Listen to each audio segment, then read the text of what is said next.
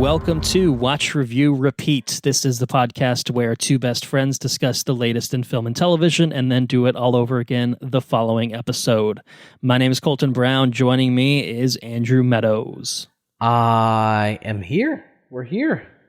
We're doing it.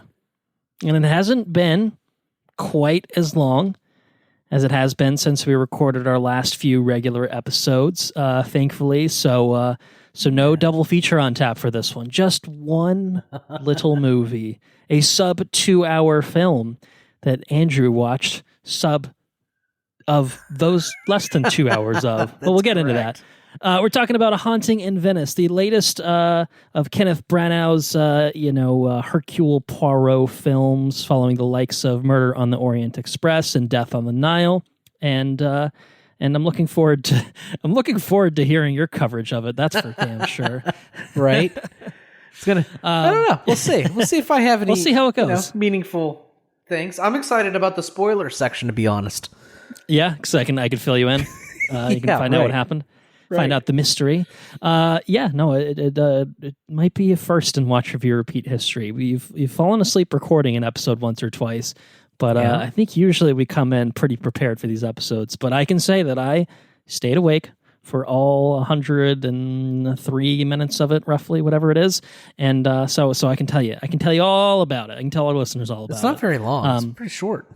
It's not. I think you were just a tired dad. Is what it was. Hit me hard. Like that's what happened. And I saw it in the cold air, Dolby, dark. So I got the and it's chairs. it's because of what it is. It's a little bit of a darker, kind of movie in the sense of the literal colors. So I could see one being lulled to sleep. Yeah. Well, we'll get into that. I have something to tell the listeners. I think I may have cursed myself. You may recall at the beginning of our last regular episode when we did the Blue Beetle and Gran Turismo that I started that episode a little bit later in the evening because my computer was acting a fool. And, it hasn't quite literally caught on fire, but figuratively it's about there now. So I'm kind of rocking a weird dual screen setup. I'm actually recording on my laptop, but I'm able to use my computer for internet functionality, but not much else right now. I cannot record. I cannot talk to you through this computer.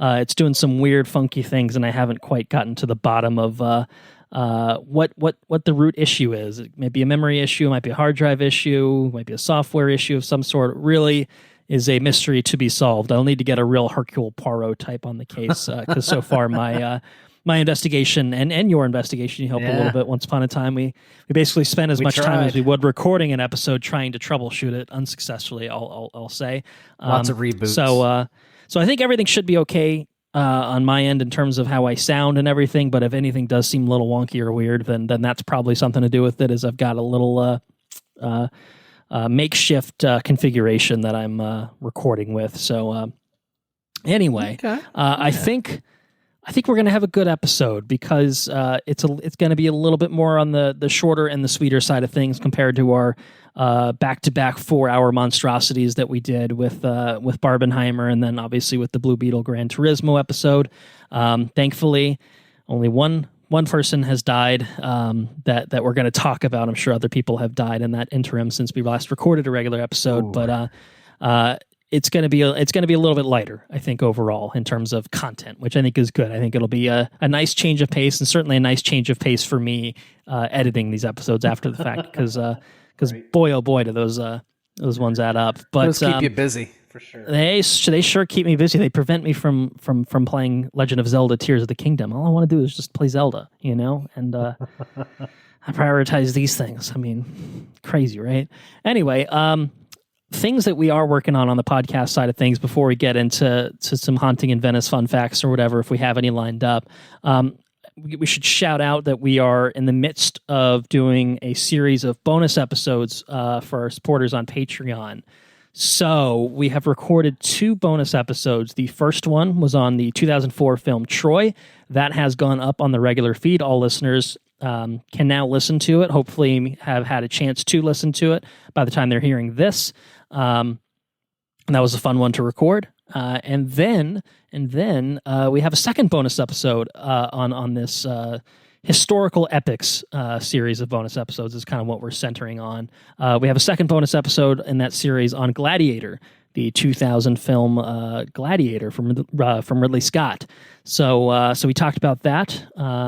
So if you want to be entertained, then I recommend that you go to patreon.com/watchreviewrepeat.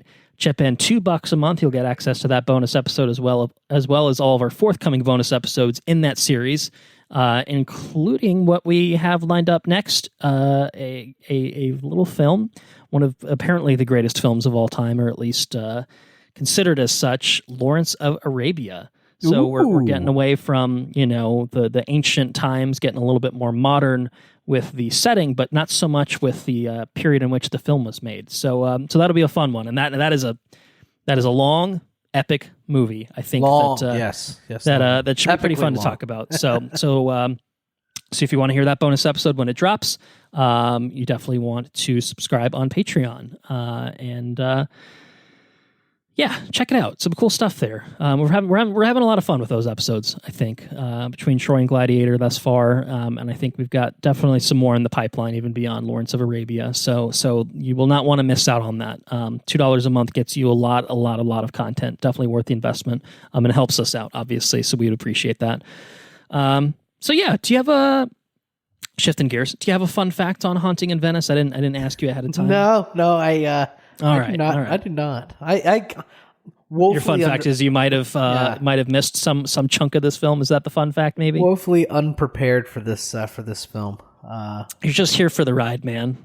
That's all. You're here so that I'm not monologuing. You know what I mean? Partially a listener on this one. Well, I will be able to give you a recommendation of whether you need to go back to the theater or if you can hang out for streaming, which I don't think you're going to go back to the theater anyway, but still, we can get there. All right, well then, in your stead, I will offer two fun facts, actually, on A Haunting in Venice. So, as I kind of mentioned, this is the third in the Kenneth Branagh series of Hercule Poirot adaptations, following the likes of Murder on the Orient Express and, more recently, Death on the Nile, which was a film that was shot in 2019, but because of many a delay, actually came out last year. It feels like it came out 900 years ago because we had so many trailers for a long time. I'm glad that's not just me.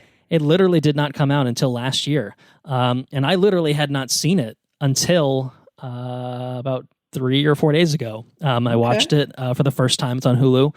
And boy, that cast is... problematic, to say the least. Probably more than problematic. It's got cannibals in it, doesn't it? A fair assessment. Yes, it does have at least one known cannibal, or one known alleged cannibal, I guess we'll say. But yeah, I mean, so my fun fact is a little gossipy. I will say it's a little gossipy for a little TMZ. Is that what you're saying? A little bit TMZ. Death on the Nile, I think, between the delays and the cast, it wasn't a hugely successful film. I think it did fine. I think it got middling reviews, but it wasn't like a rousing success. I think Murder on the Orient Express was very successful and obviously generated the green light for a sequel. But based on kind of the reaction and the troubled nature of the post-production cycle of Death on the Nile, Kenneth Branagh was trying to avoid the same pitfalls that fell to Death on the Nile. So yes, Armie Hammer, cannibal, basically banned from Hollywood at this point for good reason. Letitia Wright, not banned from Hollywood, but pretty prominent anti-vaxxer who can't shut the fuck up about it.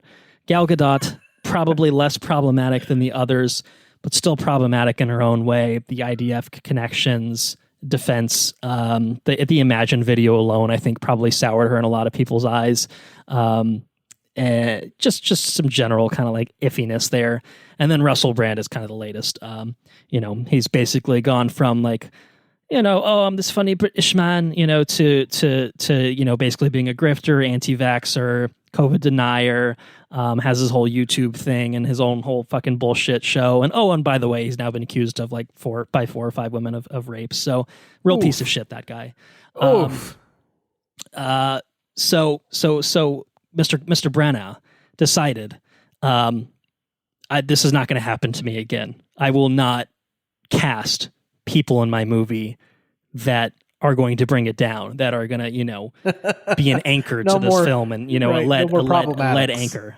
No more problematics. He's going to be as unproblematic as possible in his casting process. And so what he did is he did exhaustive interviews with potential cast members, basically to kind of, see if there's some skeletons in the closet, and see if, if maybe they're going to be a good fit for working with Mr. Branagh. So I'm not going to go through everything that I have here, but Jamie Dornan, he spoke with him.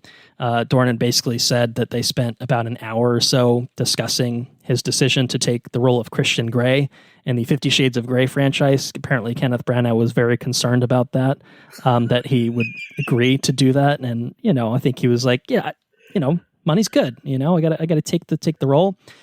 Tina Fey seemed like he wasn't sold on the fact that she, was coming in with this comedic background. This is kind of a spooky-ish sort of film. It felt maybe like an odd fit. And funnily enough, Tina Fey turned the tables on Mr. Branagh and asked him about why he decided to cheat on Emma Thompson with Helena Bonham Carter back in the day. And old Kenny was kind of impressed at her touche interrogation techniques, and so decided that she would be in the film. And that's hilarious. That's awesome. And Michelle Yeoh was not asked any questions whatsoever. He did not conduct an interview with her because she's fantastic, and he said there was no need to do so. That's hilarious. So my second fun fact is everything I've just said is a lie. I completely made all of that up. Because he would be like Hercule. That's hilarious. That's pretty good. So I didn't put that together. I might bait a few people with that, maybe yourself included. But mostly just highlighting the fact that I think he'd actually managed to get a as of yet fairly unproblematic cast for this film as compared to the last one. Time shall tell. Obviously, at the time he cast Death on the Nile, it felt like a lot of big gets, and it did not age well. It was tough to watch at certain points, especially like I don't know if you recall, because you saw Death on the Nile, right? I saw Death on the Nile at some point. Yeah, I saw it at the house. I feel like I don't know. Right, didn't see it in the theater, but you saw it at some point. Yeah, the way that it opens, there's like a very like big sexy dance scene between Armie Hammer and Emma Mackey's characters. Yeah, and it's like they're like basically fucking without actually fucking, and it's extremely uncomfortable to watch. It's very, very uncomfortable to watch with the greater context of what's going on. It's just like, oh girl, I hope that you did not interact much offset, shall we say. Kept it strictly professional is my hope. Anyway, I'm having some fun here. Hopefully everyone enjoyed my little bit. That was actually pretty good. Yeah, I didn't have a fun fact is really kind of what happened. And I figured you didn't either, so I figured I'd come in and do something to spice things up a little bit. So I'm sure next time we record, we'll have an actual fun fact of some sort. But anyway, are you ready to move on and talk about some other things? Let's talk about some other things. Such as one man dying, unfortunately, another in memoriam section, which is not filled with 8 people or whatever it was the last episode, some ridiculously number. We're not doing that again. I that was said as terrible. Much already, but that was rough. That like took it out of us. You know what I mean? It was hard to like swing Jimmy back. Buffett, dude. Yeah. So Michael Gambon has passed away. News actually broke the day that we are recording. I think he's most notable in the popular culture as the second Professor Albus Dumbledore from the Harry Potter films. So now both. He took over the... now both, yes. He took over for Richard Harris, who portrayed Dumbledore in Sorcerer's Stone and Chamber of Secrets, and then passed away. So he played Dumbledore in most of the films. He played him in 6 of the 8 films. Of course, he had a storied career outside of that, but I do think that's probably like his big recognizable role, I think, for a lot of folks. He did a lot of work on, I think, Broadway, general stage productions and stuff was kind of where he really started. I believe he won many awards 3 Olivier's, 2 SAG Awards, 4 BAFTA Awards, was knighted in 1999 for his services to drama. I think other notable film appearances that I think maybe you and I would maybe recognize him from include Layer Cake. Okay. Yeah, I do classic remember him. pre James Bond Daniel Craig film. And then a little bit more recently, he was in The King's Speech, where he played a king, at least in that. So I don't remember that one as much, but I do remember him in Layer Cake. Yeah, so he's been in a lot more than obviously what I've just named. But yeah, that's a sad loss. He was 82 years old, passed away after a bout of pneumonia. Pneumonia? Old, but not that old, you might say. So that's sad. He was an Irish English actor. So I don't want to see anybody go from pneumonia. That's the worst. Yeah, well, that can't be fun. I mean, I'm not saying that dying in any way is fun, certainly, but that doesn't sound particularly pleasant either. So yeah, no, it's definitely a bummer, and so felt like a worthy inclusion to talk about him here, even if ever so briefly, I guess I'll say. So rest in peace to Michael Gambon. Fucking Dumbledore, man. Dumbledore, that's what I'm saying. He's left a legacy for sure. Yep, definitely. So, I have big news to share with you, which you probably have seen on the internets and whatnot. I actually have not seen this. I had no idea. Okay. I am partially a listener on this episode. I'm telling you. Yeah, you're really out of the loop. You're really just. I don't know what you're doing. I guess you're just working and being a dad. That sort of thing. Falling asleep in the movie theater. I'm all fucked up. Falling asleep in theaters. Falling asleep at home. Probably on the couch. I don't know. So.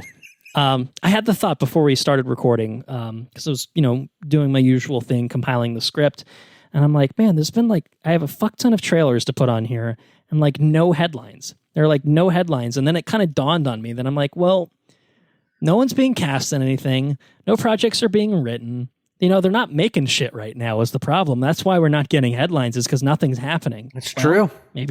Maybe, just maybe, that will change for future episodes, because one of the 2 major strikes is now over. The writers' strike has concluded. Oh, man. The Writers Guild of America has unanimously voted to lift their strike order as of Wednesday, basically midnight of the 27th of September, which means that the 148-day strike has ended, and writers can go back to work. Writers are back to work. Actors still on strike.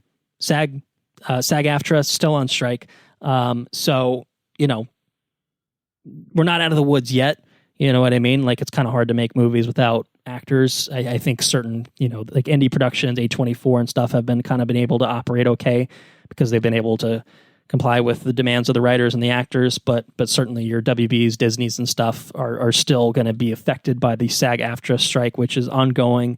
But this is still a huge win, and I think this is obviously progress all around. So there was a big marathon negotiation session that basically led to this resolution, obviously many, many months into the strike. And so it seems basically like they have come to some sort of agreement that is amenable to all parties, I guess we'll say.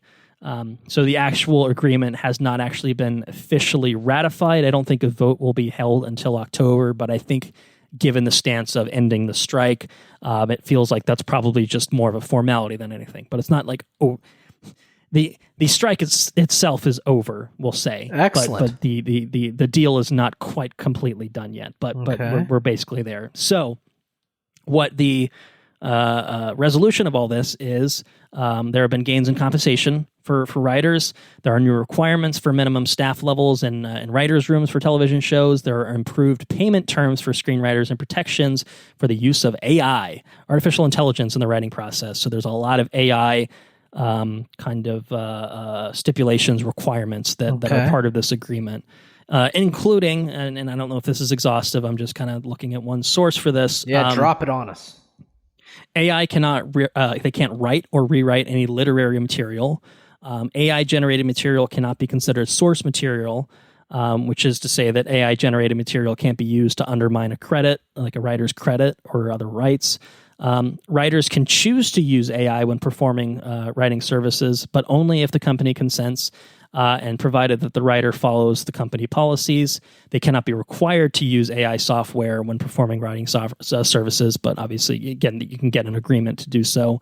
The company must disclose to a writer if any materials given to them have been AI-generated or incorporated AI-generated material. And the WGA, the Guild, reserves the right to assert that exploitation of writers' material to train AI is prohibited. Yeah, a lot of AI protections in there, and obviously that was a huge sticking point because it's such a recent phenomenon that wasn't contemplated, when their original, I guess the pre-existing deal before this was in place.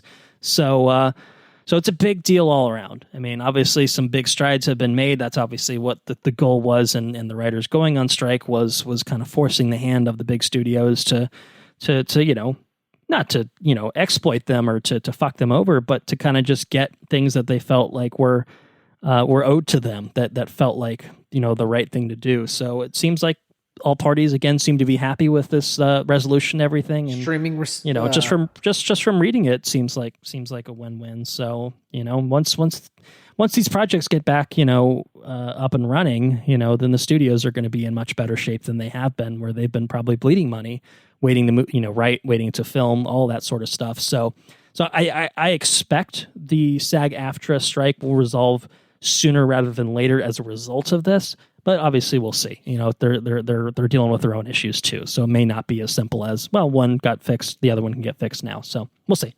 But anyway, hog on the microphone if you have any other thoughts. No, just did they figure out streaming things?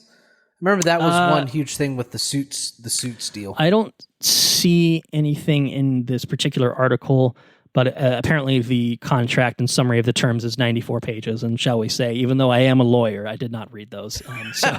So I'm not that interested, shall we say. Let me read this 94-page contract here. But I read some read some of the bullet points, So there is. The article says they found compromises on streaming residuals. I just don't actually see details of how they resolved. So it's addressed in some capacity, clearly in some way that is satisfactory. I wonder if that's like exactly retrospective, like if like somebody like Suits writer from that one episode we talked about episodes ago. I wonder if now that they've renegotiated that writing contract, wonder if that guy's seeing more pay now. Yeah, maybe. Yep. I don't know. Maybe. Awesome that we're. I just want to see Dune. I'm glad all the writers are happy and studios are making movies and stuff. But at the end of the day, I just need my content. Don't. Yeah. So. Yeah. No, that's fair. Well, I think they're committed to the move that they already made with Dune at this point. I think it's not coming back in November. And I think one of the bigger sticking points was the actor strike anyway, which again, as of recording, is still ongoing. So I think you're still going to be waiting, 5+ months for Dune Chapter 2 or Part 2. But you always have the book and all the other books that Frank wrote. And Brian. Don't forget about Brian Herbert. He wrote some good books, from what I understand. So I actually just downloaded the second, not Mythos, but I think it's called Heroes, the second Stephen Fry book. Nice. Well, very good. Very good. Maybe you finish Mythos. Maybe we'll talk about that. I don't know. All right. Maybe. We have a lot of trailers. So, we were short on, people dying, thankfully. Short on headlights. That's okay, too. Some trailers. But we got some trailers. We got lots of trailers. A lot of Netflix trailers, I will say. Not intentionally so, it just kind of worked out that way. I did, so we've got a couple like spooky-ish, horror adjacent or just fully horror things to talk about that will kind of bookend the trailers. But then we've got some Netflix. Some random ones in the middle, some random, mostly Netflix ones in the middle. That they had to be included at some point. So why not now? But we will indeed begin with some horror stuff. It's been long enough. that when I first put it up on my news thing of things to talk about, it was the official trailer, and then now official trailer 2 has already come out. So we're just going to talk about official trailer 2 for The Exorcist Believer, which is right around the corner, about a week away from coming out, October 6th. Couldn't be October 13th, though, because... No, because Taylor Swift is going to dominate everything. She's going worldwide with the Eras Tour film, but certainly it's going to dominate the domestic box office at a minimum, and would absolutely desecrate, destroy The Exorcist Believer. Did I tell you about that? Sarah, so Sarah's got tickets. I think last we spoke about it, that she had tickets and you weren't invited because it was very much a girls' night. Yeah, bullshit. That's what I say. So well, I think they're adding showtimes and stuff, so you can have your own. You can have a boys' night. Take baby Bennett with you. Sarah's sister wants to go see it, so maybe we'll go see it because she wasn't invited to the coworker girl. Oh, it's a coworker thing. I was like, oh, that's drama. Okay. Yeah. So I was not invited to go see T Swifts. T Swifts. I would very much. So is the movie? I know that we started with the spookiness, but you can't help but talk about T Swift in the same conversation.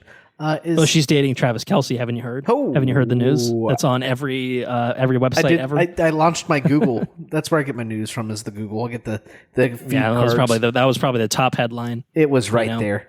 But is the movie that's coming out? Is it the concert or is it kind of like not the Taylor Sheridan? God dang it! I don't think it's anything like Taylor Sheridan's projects. What's his name? Ed Sheeran. Ed Sheeran had a Disney thing. Oh, yeah, right.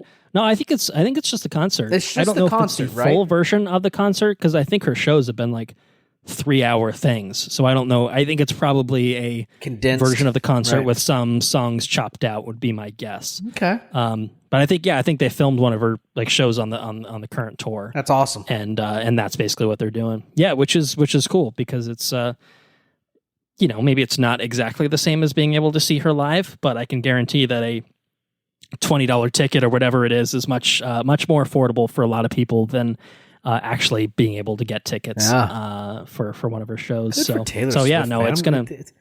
it's gonna do gangbusters. The question is, how many gangbusters will it do? Well, we'll talk about that. I predict all of them, but we will definitely talk about that when it does drop. But before then, maybe we'll talk about The Exorcist. That's it. So The Exorcist. I don't know. What do you think? What do you think about it? The Exorcist looks pretty spooky. Yeah, it's got some spookiness to it for sure. Really, man, The Exorcist theme is a total fucking banger. It's like that's fucking iconic. Yeah. Oh, it's so good. It's the Thrawn organ of yes, horror, it's exactly what it is. I was in just gives you chills a little bit. We were watching football. And I was in the kitchen doing something. I wasn't looking at the TV.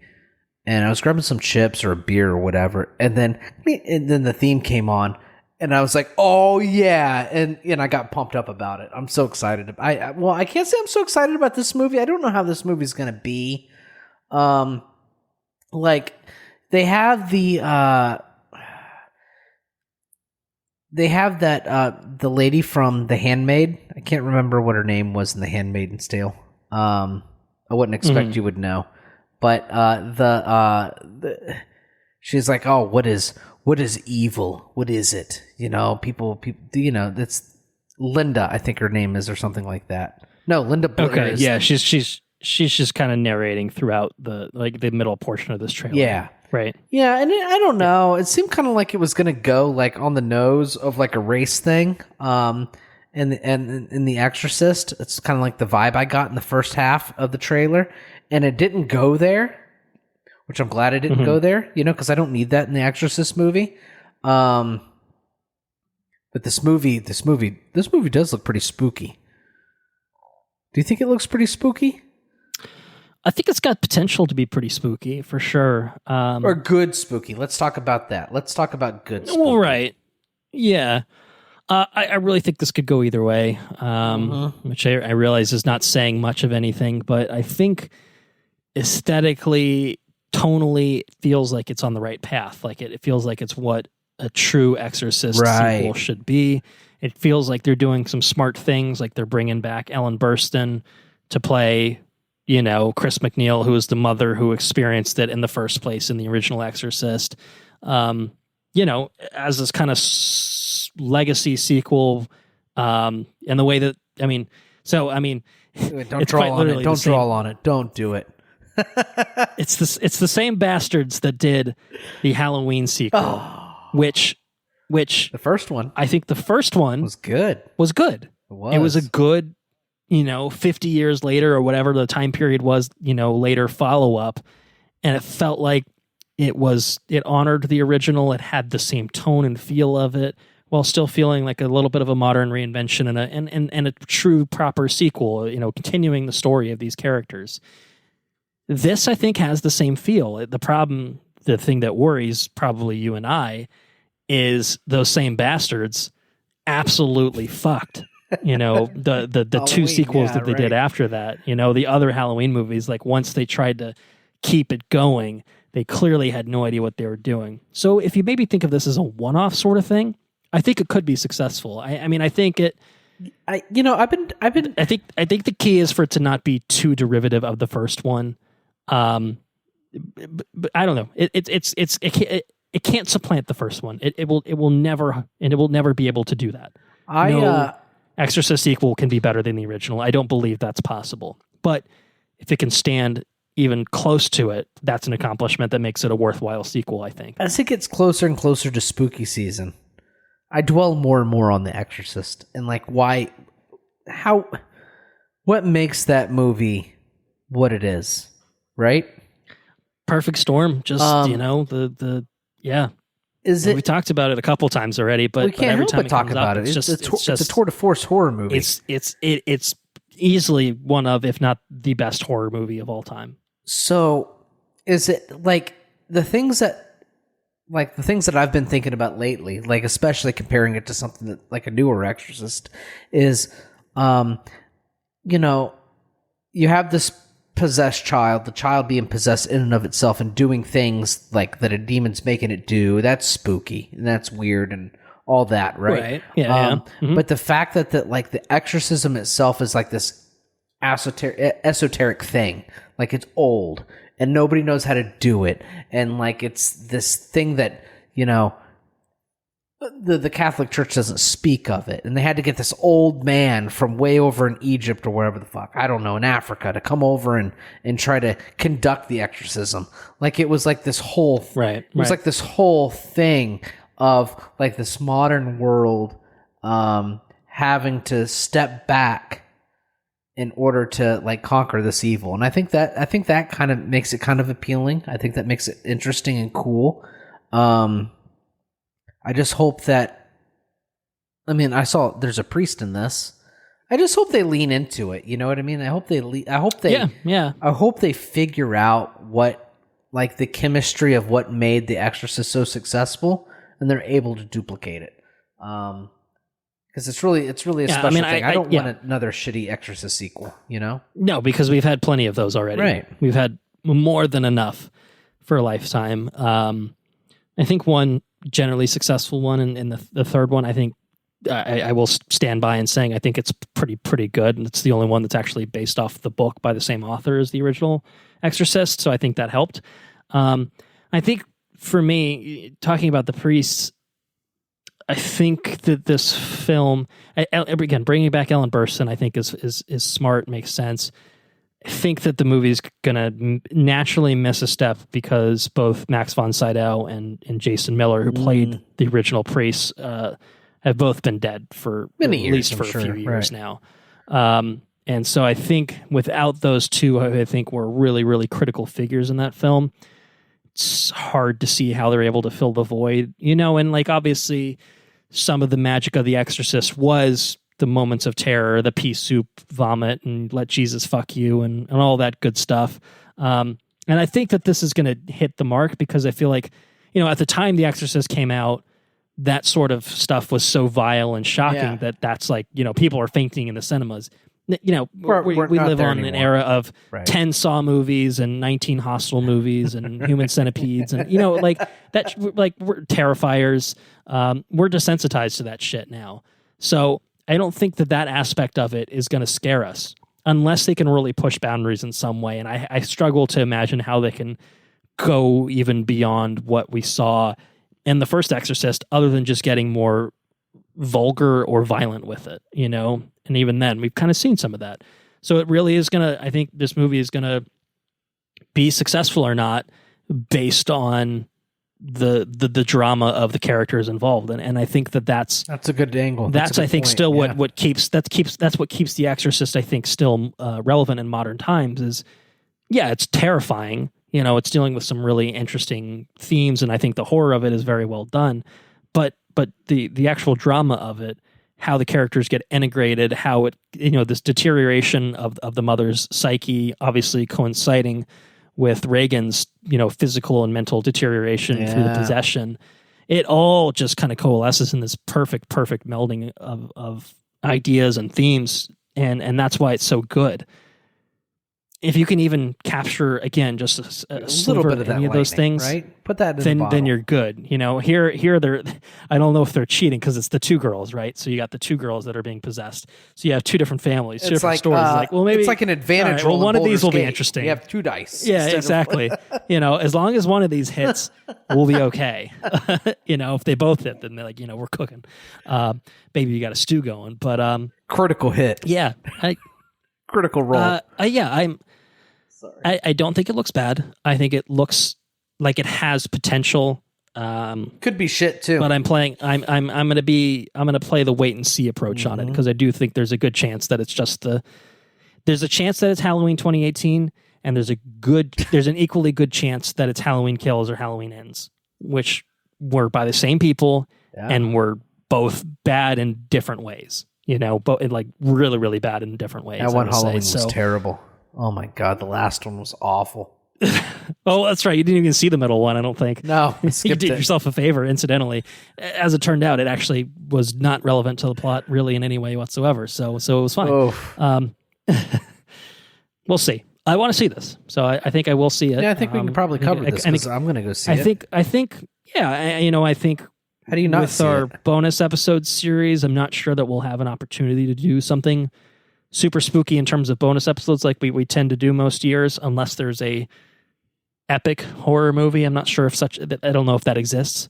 That is something, then that could be something. But otherwise, I think, you know, the solution to maybe not doing bonus episodes on horror-y things is to do regular episodes on horror-y things. So yeah, we're kind of, you know, we're doing that in that vein right now with The Haunting in Venice. It's not a straight horror movie, but it's certainly got elements incorporated into it. But The Exorcist, definitely a full-on horror movie. So it comes out October 6th. I think it'll be one for us to check out and cover at some point. So it's during October. I don't know if we'll get to it right away. Lots of other things coming up, pretty soon. So I think we'll have a few good projects in October. I think this will be one of them. So I'm looking forward to it. Yeah, that's how I feel about it. Curious to revisit the conversation after we've had a chance to see it, for sure. So all right, let's move on. Let's move on to some more Netflix Castlevania goodness. Castlevania Nocturne. It was a main trailer that came out a few weeks ago. What I can tell you right now is this show is on Netflix right goddamn now. It came out today. But I figured I'd at least make sure that you were aware of its existence by including the trailer here to give you a little bit of a preview of it. So it's not another season in the Castlevania. It is a different show, but obviously kind of retaining the look and feel, but changing the setting and time period and characters and all that. Getting rid of Warren Ellis and he's such. Problematic, right? But definitely a little problematic. He would not have been cast in A Haunting on Venice, shall we say, by my fictional version of Kenneth Branagh. But yeah, what do you think, Castlevania Nocturne? I assume you're up for this. Oh yeah, looks pretty good. It's like I guess it's like a spin-off series, right? I guess is probably the best way to sort say of. it. Yeah, I mean, I think it's or maybe a season 2, but it's not a season 2 because the other Castlevania had a season 2. You're right. It's really just let's just go, I don't know, 100 years later and just pick a different Belmont to focus on. And what do you know? Vampires are still around. Dracula's probably still around. There's probably other vampires and shit. So, that sort of thing. It's not Trevor anymore. It's Richter.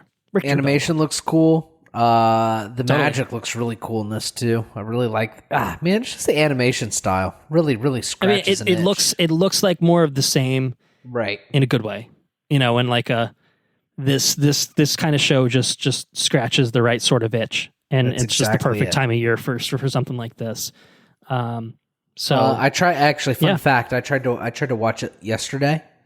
And I realized I had the date wrong, and I was pissed. It's like, god damn it. But I see. Okay. Well, you don't have to wait any longer. Don't have to wait any longer. Yeah. So I'm excited to start it. I'll definitely be watching this. Yeah. No. I think I will do the same. I'm trying to. Looks like 8 episodes for this season. It's based off of Rondo of Blood and Symphony of the Night video games in the Castlevania series. Yeah, and. I mean, again, more of the same, but not in a bad way. So this one's 1792, set during the French Revolution. I'm trying to look up the exact time period for the other season just to kind of give the other one was way out there. It was, I can't remember exactly when it was. 1475. So there's a big time jump. This is hundreds of years later. So it's more modern, but not modern, shall we say? I don't know. Looks cool. That for anyone that hasn't watched that original Castlevania show, despite its problematic creator, I think is a really, really awesome adaptation and really, really cool show in its own right. Super awesome. Definitely worth checking out. And if this is season 1, if this is more of the same, then great. Yeah, season 1. It was like a bite size. It was like 4 little episodes, man. It was like a little movie.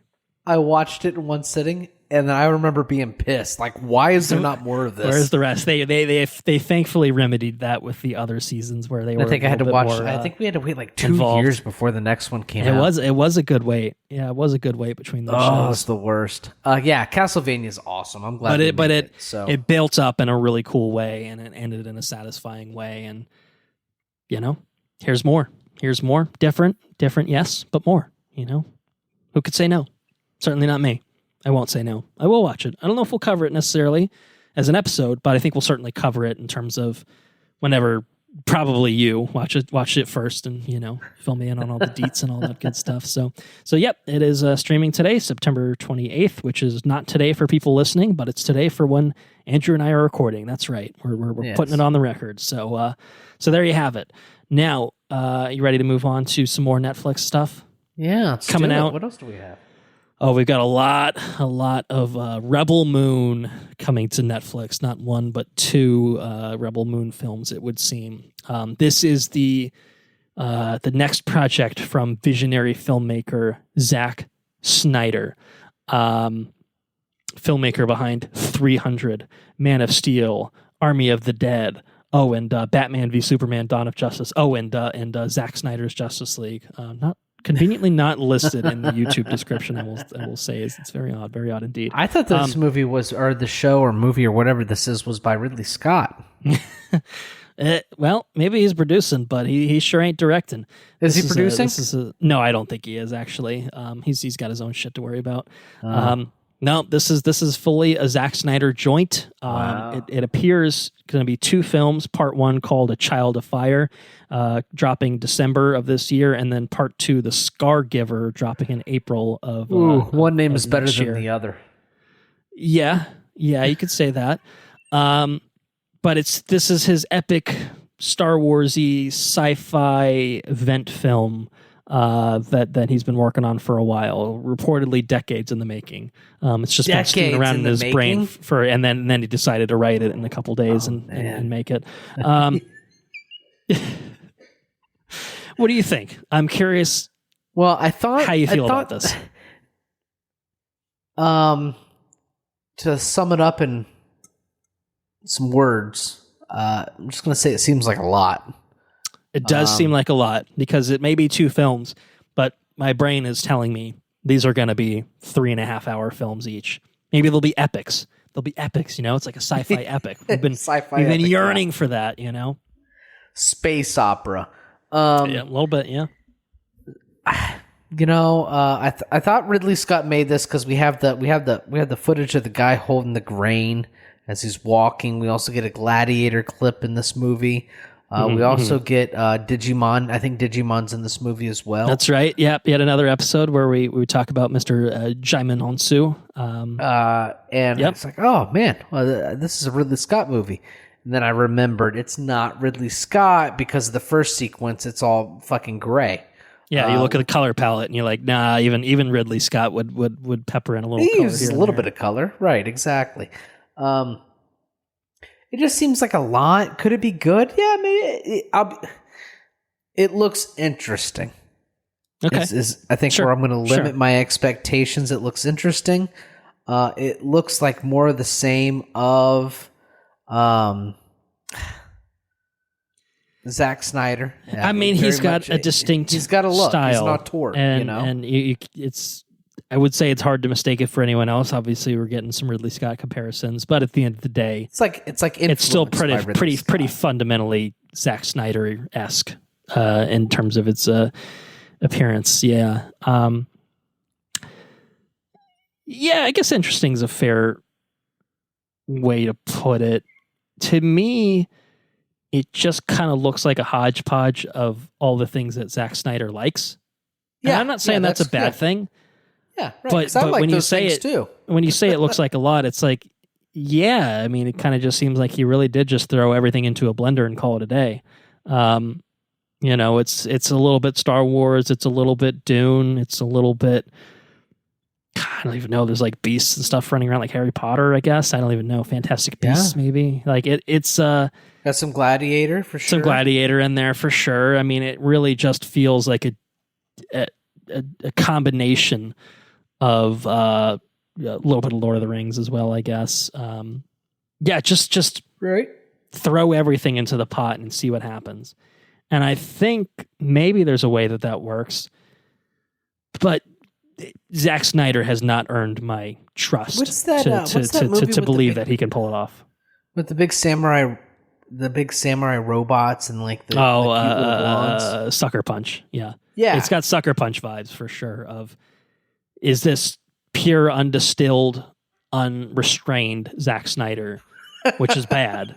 And Zack Snyder is at his best when you can rein him in with source material that's already kind of there. Like, I don't know if he's writing this movie. If he is, to me, that says expect this to be dog shit. You know, maybe interesting and visually kind of appealing dog shit, I guess, if that's kind of the aesthetic that you like. But I don't know. There are things that look like they could be cool. Like, are there space Nazis? Probably. They're space Nazis and they have gladiators and yeah. It's kind of like It's the answer to all of your questions is yes. Yeah. Yes. Space Nazis sound like an interesting bad guy. You know. Right. To me, this could have like a. Like, this could very easily go the way of like a Jupiter Ascending or Valerian, or whatever, where it's just like these high concept sci-fi things with, I don't know, casts that are like fine, but like not great, shall we say? You know what I mean? Just like, they fall short, Yeah. So I look, expectations are like 2 out of 10. Right. Yeah, that's true. Yeah. Okay. Yeah. I'm expecting it to be long. That's where I'm at right now. Is it going to be long? Is it going to hold my interest? Because if it can't hold my interest, then we're in perilous territory. I mean, obviously it's a Netflix thing. I don't know if they're doing the same thing with the theatrical rollout initially, or if this is just straight up, streaming only, or how they're going to approach it. I don't know. I mean, I really think this is, hey, I'm not going to be mad at Zack Snyder for clearly getting thrown millions of dollars to kind of make, something out of his wildest imagination, which I think is just, again, a 13-year-old boy's imagination is how I think that he's in stasis. His brain is in stasis. Once he turned 13 and saw, like Gladiator or whatever, like his brain stopped there and stopped processing things. And so this just to me feels like as Sucker Punch kind of was, the 13-year-old boy's wet dream of a movie. This to me at least feels a little less like, all right, the girls in pigtails and schoolgirl uniforms. Like, this doesn't really have that, so it's not like as crass or gross maybe. But it's still got those vibes at the end of the day, where it's just like, I don't know about this one. But color me intrigued. When Zack Snyder makes something, the internet will not let you forget that it exists. And so if nothing else, I will be perpetually reminded that this movie exists. And maybe, just maybe, because there won't be a whole lot going on around that time, other than Christmas, I guess. This is what I'll be doing with my time. I don't know. We'll see. We shall see. Interested. Mildly interested. Intrigued. I'll go with intrigued. Interested sounds too interested. Exactly. But absolutely fascinating of a project. Certainly can't wait to see how it all plays out. With a lot of people hating it and the Snyder fanboys loving it. It's my bold prediction. Anyway, moving on to another Netflix project, an official teaser. Oh, and I will say, last comment. Zack Snyder, official teaser trailer, almost 4 minutes. Really, dude? Really? It was quite long, right? You understand what a teaser is? 4 minutes? That's What's two the trailers. Trailer going to be? That's 2 trailers. Yikes. Ridiculous. Anyway, 1 minute and 37 official teaser for the next film that we're talking about called Maestro, which is Bradley Cooper's next directorial effort in which he's directing himself with a large prosthetic nose, which is a source of controversy. Produced by one Martin Scorsese. Scorsese, and I think Spielberg is a producer on it as well, if I'm not mistaken. It's a biopic about Leonard Bernstein, and his I assume wife at some point. He was a conductor, composer, pianist, music educator, author, and humanitarian. He was considered to be one of the most important conductors of his time. Jesus. So there you go. I spit that off, from the top of my head. No, I just read it from Wikipedia. But his works include Broadway musical West Side Story. Okay. So he did scores for several films. So yeah, certainly before our era, I think, in terms of his prominence. But yeah. I mean, okay, so you don't know a whole lot about this guy, but what about this trailer, this teaser? I Did thought it do anything the teaser for you? seemed very I thought it seemed like a charming movie. Looks I don't know. It looks like a tastefully made movie. I am interested in this movie. I think the cinematography is certainly very striking, and the replication of obviously the time periods that it's showing. The nose is distracting for sure. More so when he's younger, when the black and white sequences. It looks. It reminds me of the fake Crispin Glover. The George McFly from the Back to the Future sequels, where Crispin Glover said, I'm not coming back, you're not paying me enough money, and the filmmakers were like, well, fuck you then, asshole, and just decided to make a fake Crispin Glover and then got the pantsuit off of him for doing so. And that kind of changed Hollywood history of likeness rights and stuff, which kind of goes into the whole AI thing these days. So it all ties together. But it's been a little bit of controversy with the nose thing because Bernstein was Jewish, and so there's accusations of Bradley Cooper doing what I guess is called Jew face, and so I don't know, sidestepping that. I guess. No, I did. Well, I'm not Jewish, so I guess I don't have a valid opinion on that. But I get it. I think you can certainly have the conversation on that. I think the other conversation you can have is it doesn't look good. It doesn't seem necessary. So I think there's always that. It's kind of the. I thought it looked good as an old man, though. It looks fine. I agree. It looked when he's older, it looks fine, or at least not as noticeable, or maybe just looks more like what at least my brain's conception of Leonard Bernstein looks like. It's just that's just kind of Uncanny Valley-esque in the black and white stuff. But hey, I think he's going to put in a good performance. I think Carey Mulligan's going to put in a good performance. I think it looks like it could be. Fun fact, it looks like it could be pretty good. Yeah. I had no idea anything about the nose. Now you got me interested. Now I got to go back and look at it. It's really the early bits, like 17 seconds in the teaser.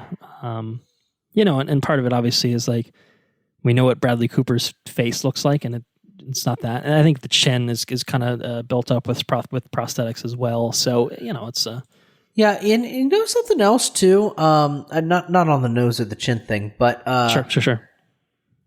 Yeah, I mean it's definitely pronounced, especially like when he's like, yeah, it's definitely got sharper features, to say the least. I guess if you really.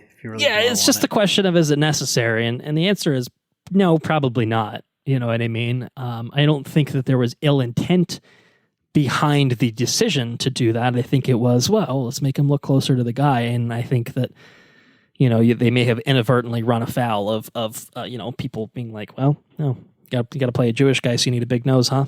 Interesting,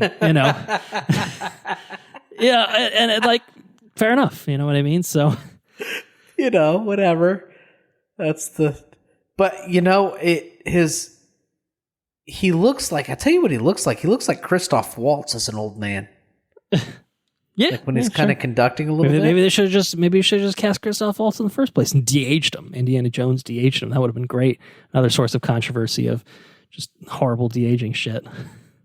I don't know. Yeah, anyway, right? I think the movie itself, I really like 4-3. Intriguing. So, or I'll say interesting, because I used intriguing for Rebel Moon. So I think I would put this on high. Yeah, that's what I'm saying. It's over that. I think this looks like it's probably a really good biopic kind of deal. Yeah. Interestingly shot. Yeah. So yeah. Well, this is getting a theatrical release late November, and then we'll be on Netflix December 20th. So between those two release dates, I think maybe it'll be on our radar. We'll see. Yeah. 4-3 is just. I don't know what I like about 4-3, but if something's shot in 4-3... Like a nostalgic sort of feeling, maybe. Is that what it is? Maybe. I don't know. I just kind of like it. I like the tall aspect ratio. Comforting. Yeah. Yeah, it is. Yeah. Anyways. All right. Well, switch gears and talk about a very bombastic trailer, an official teaser trailer for David Fincher's next film. It's called The Killer. Stars Michael Fassbender as an assassin. And who keeps saying the same thing. Stick to your plan. Stick to your plan. Stick to your plan. Blah blah blah. What do you think? The Killer, David Fincher, Fassbender. I thought the trailer was a lot. Yeah, you know what? I will say, a movie called The Killer, starring Michael Fassbender, directed by David Fincher. Sign me the fuck up. Watching this teaser trailer.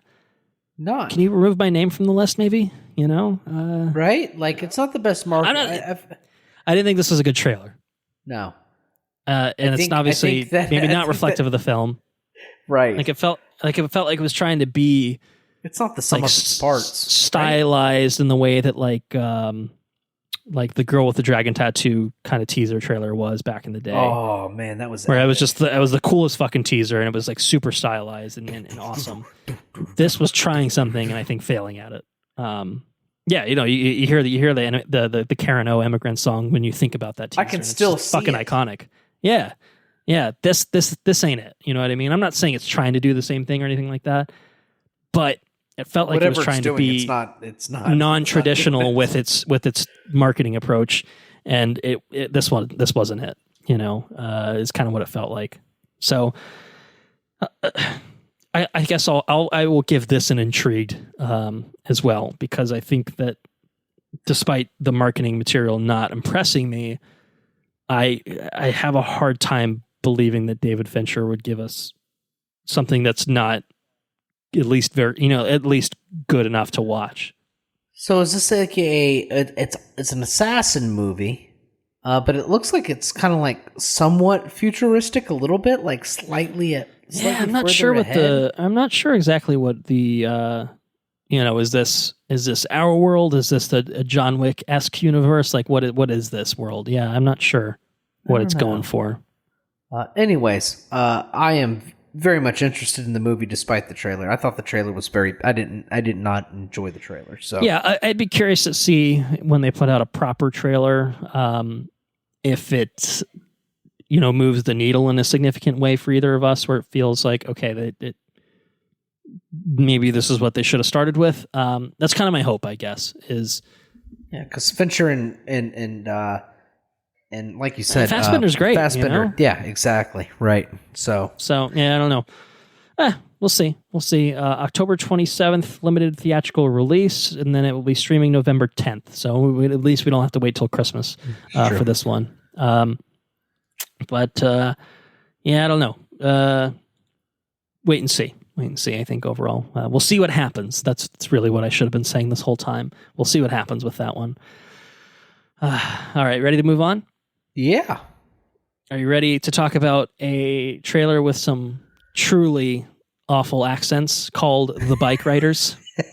Yeah, we can talk about that.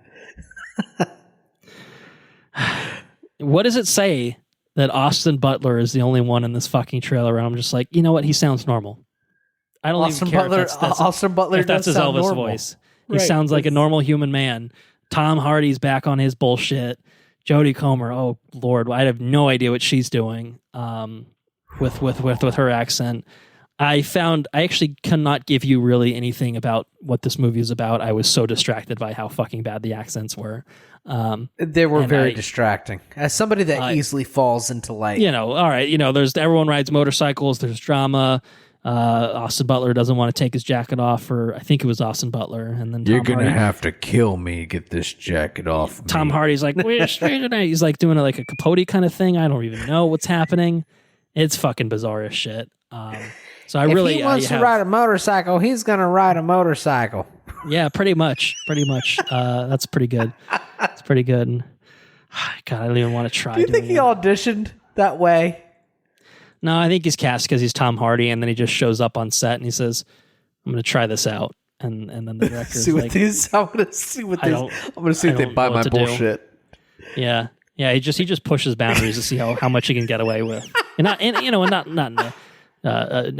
a respectful way, in an actor sort of way, where it's just like, I'm just going to do some weird shit, and see what happens, and no one's reining him in. No one's reining him in so far. Nobody wants to say anything to him. Maybe what the fuck are you thinking, dude? He doesn't sound like that. Where the director's like, Tom, you're gonna have to give him a little bit more baritone. Yeah. Well, let's see. I honestly have no opinions on this fucking movie other than what the fuck. I'm not gonna I have no idea what to say about it. I don't think I could make it through the whole thing.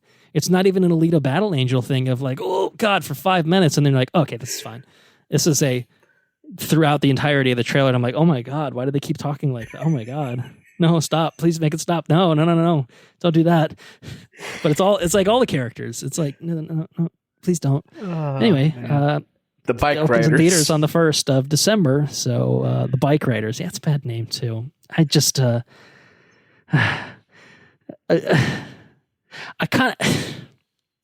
put it on the trailer list before I had watched the trailer, and I put it on there because I was like, all right, Jeff Nichols has done some decent movies, Loving and Mud. Mud was pretty cast. Good too. I like Mud. Jodie Comer, Austin Butler, and Tom Hardy feels like that's a pretty good 1, 2, 3 sort of punch for principal cast. But I watched this trailer and I'm like, Jesus fucking Christ! I don't know if I can put this in there in good faith. But at the same time, I'm like, I can't. Now that I've seen it, I can't not talk about it. If that makes sense. Yeah, you got to talk about it. He wants to ride his motorcycle. Man, you're nailing it. Is it like I can't place it. It's like it's like a nerd person pushing up his glasses, but it's like higher pitched than that, and then it's transposed over hardcore biker Tom Hardy. Fucking bizarre, man. It's he's. I think my prediction for the plot twist is Tom Hardy is a serial killer because of his mannerisms. He's playing it. If nothing else, Tom Hardy is playing it as a serial killer. So. Oh man. But the fact that he I could just picture him walking on set for the first time, like he auditioned a certain way.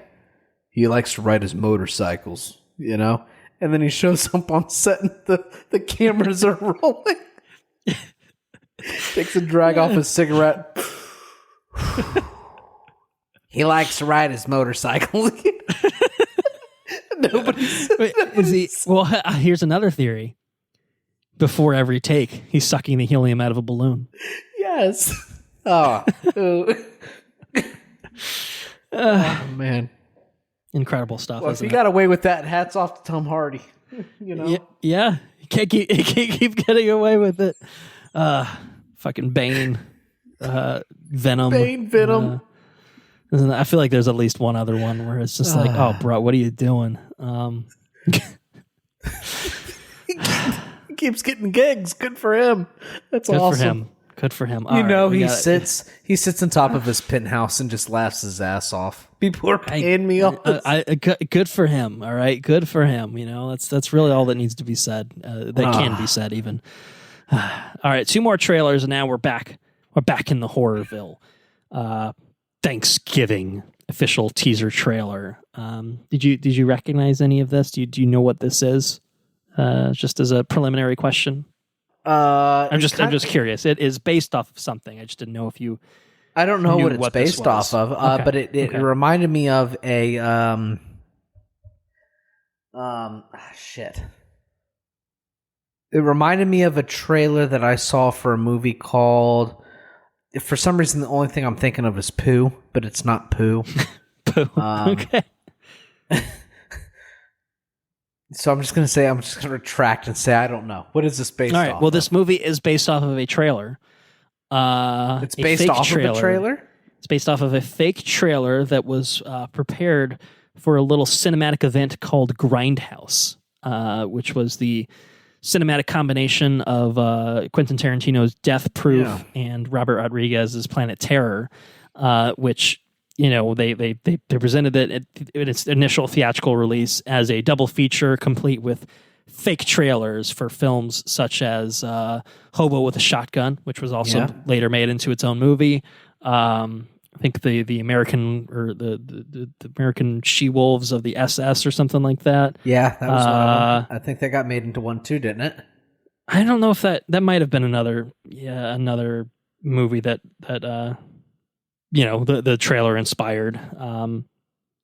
But this was a trailer that was made by Eli Roth called Thanksgiving. Machete, of course, was a classic one that had a fake trailer. Okay.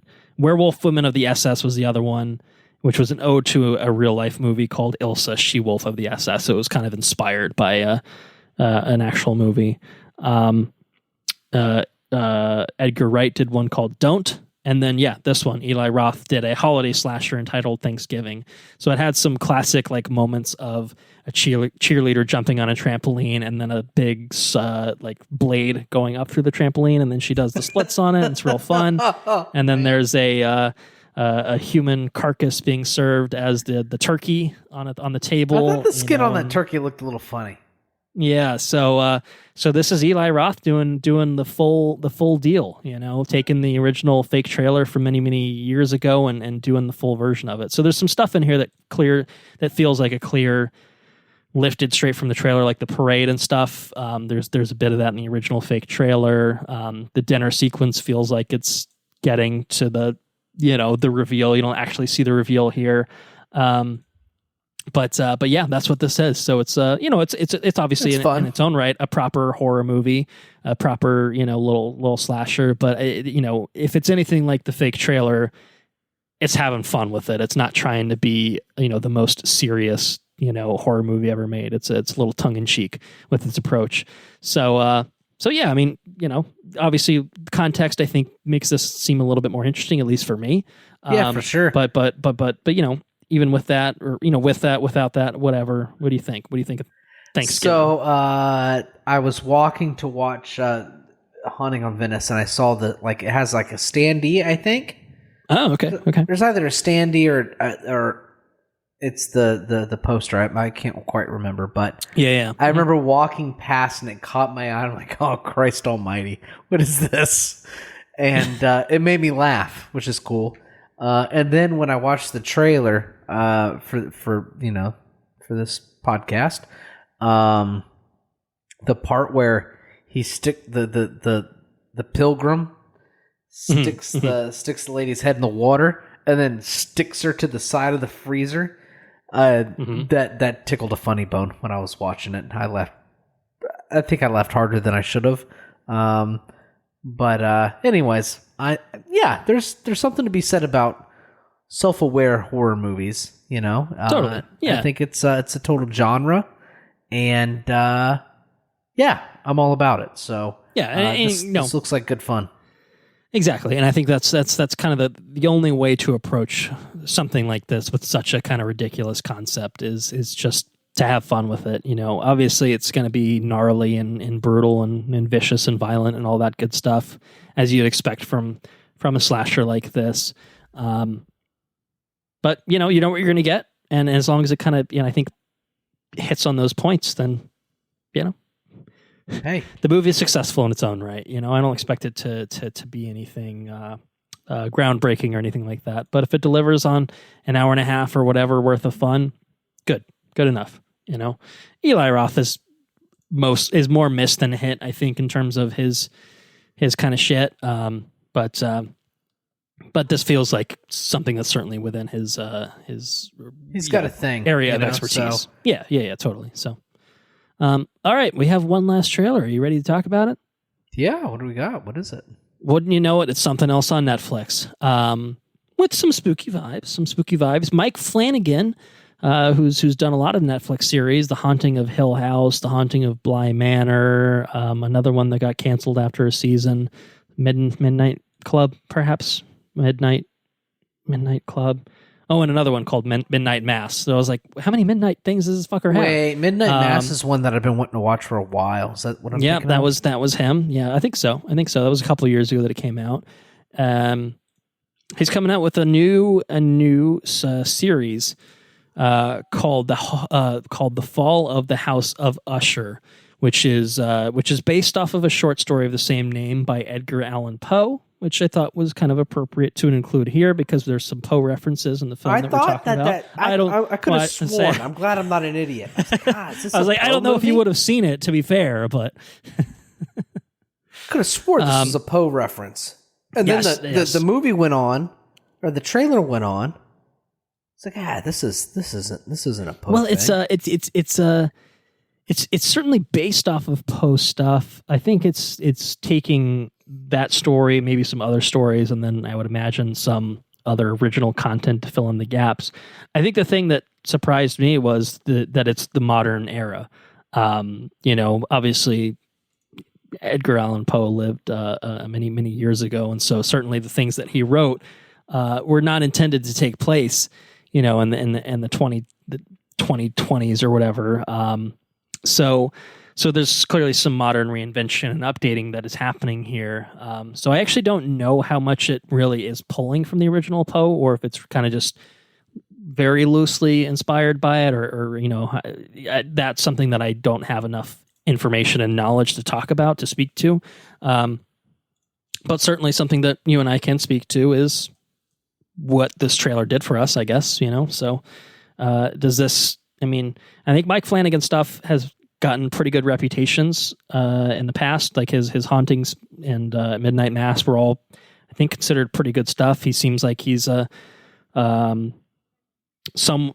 someone that Netflix has turned to produce some very successful Halloween horror spooky content. Yeah.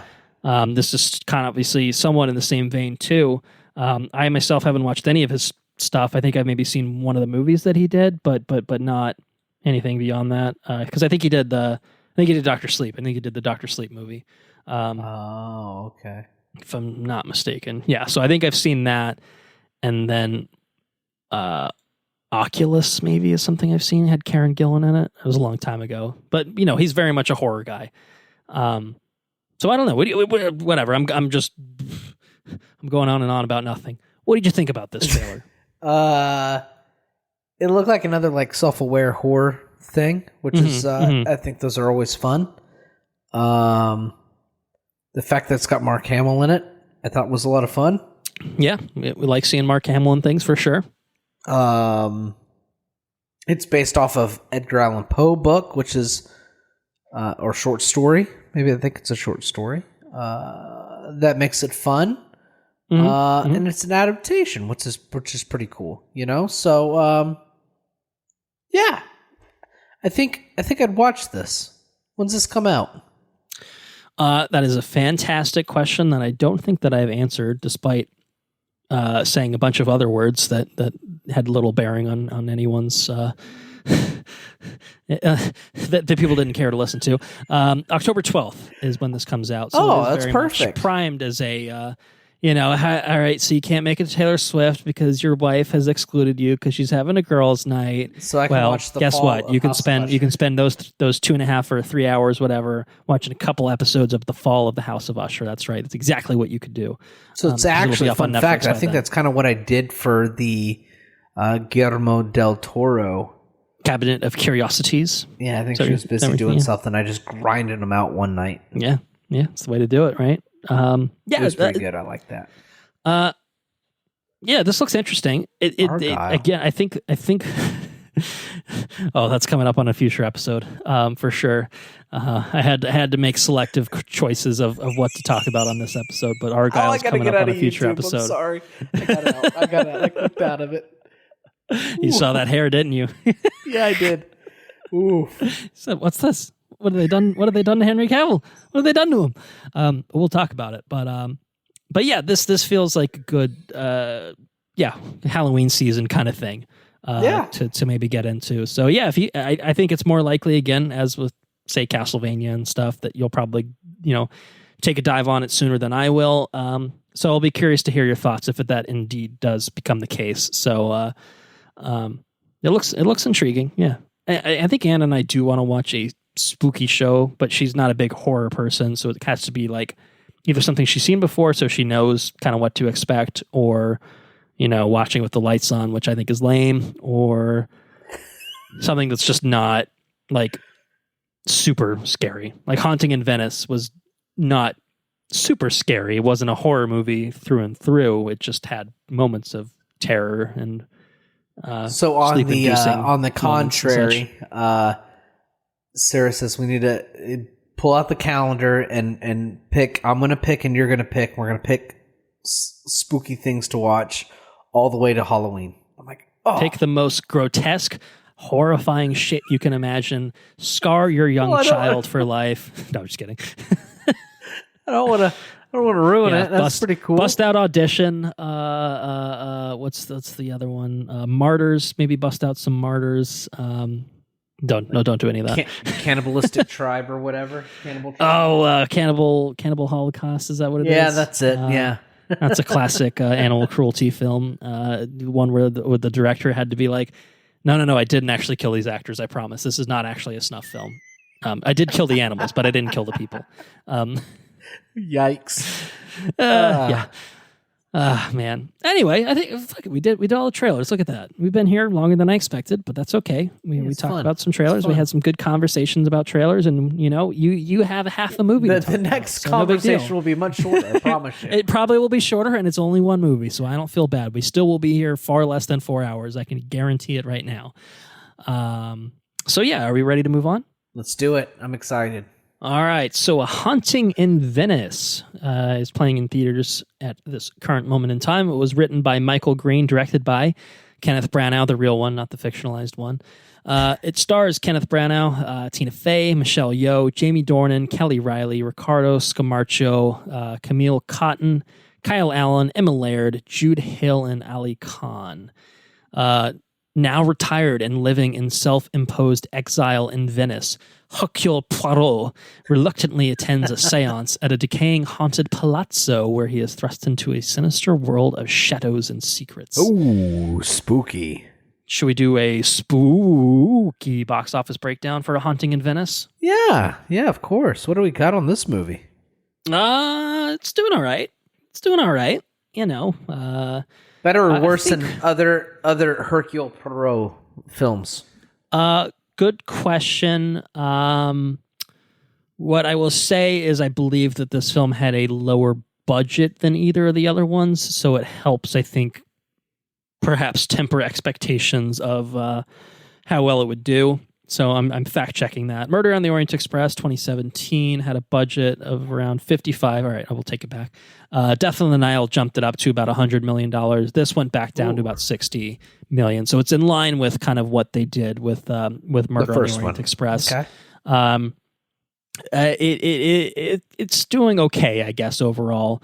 Death in the Nile, it did about $137 million worldwide against its $100 million budget. As it stands right now, say less than 2 weeks into its run, it's at about $73.5 million worldwide. So it actually seems to be playing a little bit better overseas than in the U.S. It premiered in the U.S. with I think about $14.3 million, which was actually up from Death on the Nile's opening weekend. But it was number 2 for the weekend behind another horror film called The Nun 2, which I don't think we're going to cover. Ooh, that was spooky. Big spooky. We did talk about the impact of the trailer, though, and how you're a big manly man. The second time I saw it. It's okay, baby. I can handle it. Exactly. Second weekend it dropped to about $6.3 million. Slid down to third place. I think. I don't know. The box office isn't exactly firing on all cylinders or anything like that right now. I think Expendables came out and was both quite shit as a film apparently, and did not do well. So nothing's like really doing great right now. Haunting in Venice, I think for the budget, for expectations, I think is doing fine. But it does seem to be playing fairly well overseas. It's gotten a lot more money of its worldwide take from overseas territories. I think it's playing like pretty well in Ireland and in England and stuff like that. So yeah, I mean, we'll see kind of where it comes out at the end of the day in terms of its full box office run. To me, it's probably an open question of, does this series continue? Which I think was a valid question after Death on the Nile, especially given how fucked the release schedule got with that movie. It's almost a surprise that they even made this, but I think making it as a shorter, smaller scale kind of thing almost kind of makes sense in response to that. But yeah, we'll see. We'll see if they do more. It's turned a profit, yeah? I don't know if it's quite profitable yet, but I think at the end of the day, it should, at a minimum, break even and maybe turn a slight profit. If once you get into streaming and all that, I think maybe it'll be good enough, to have been a worthwhile film to have made, I guess. So yeah, that's the box office breakdown, and now we get to the fun part where I get to ask Andrew, what the hell happened in your cinema? What was your experience like watching this movie? So my experience, I went and saw this after work. I saw a slightly later showtime in my defense. That was your first mistake. Normally I go to normally the showtime is like normally 7:00. Right. The theater is like 30 minutes away. And if I end up leaving work a little bit later because some asshole chooses to show up right when we're closing or whatever, I can still make it, and I make it during the trailers, and I get in there, and it's fine. But I saw a 7:30 showtime, and it took a full hour to get there because traffic was insane getting to Brandon. I don't know what the fuck was going on. I had to take a total different route. It took a full hour to get to Brandon. It was nuts. I get there. I get my 2 large Blue Moon beers. I don't go heavy beers when I go see these movies after work because I know, I'll get comfortable. I will fall asleep. You got the recliners, right? Because was this a Dolby showing or anything? It was a Dolby showing, right? Yeah, so I get the recliners, get comfortable. The seat kind of jolts you a little bit. The rumble maybe is. Yeah, get some vibrations. But when I made my reservation, when I pre-ordered my ticket, I was like one of 6 other people. Mm-hmm. And that did not increase when I showed up. So it was pretty much an empty theater. Intimate setting, sure. Yeah. Intimate setting. I have 2 beers after work. And I've been kind of stressed out because of the air conditioning situation. Air conditioning's gone out, So the movie theater at this point is very much escape mode. You know what I mean? Yeah. Right. Yeah. And so I drink my beer. I'm enjoying the movie. And actually, actually, there was a roach involved. I don't know if like a cockroach. Did I send you the picture? Oh yeah. One ended up in your beer. Is that what happened? It wasn't in my beer. There was no roach in my beer, but it like ended up in the cup, and then I put the other cup on top of it when I finished that beer. I see. And then when I took the last sip, there was a cockroach sandwiched between my two cups. Oh no, that's brutal. And I could see it through the bottom of the glass. I'm like, oh shit! I gotta let somebody know about this. And I'm not gonna complain about it. We're in Florida. It's raining all the time and shit. You know, just like, hey, listen, spend a little bit more time in this theater when you clean it up tonight. You know. Mm-hmm. But my ass fell asleep. I got woke up. Never got a chance to tell anyone.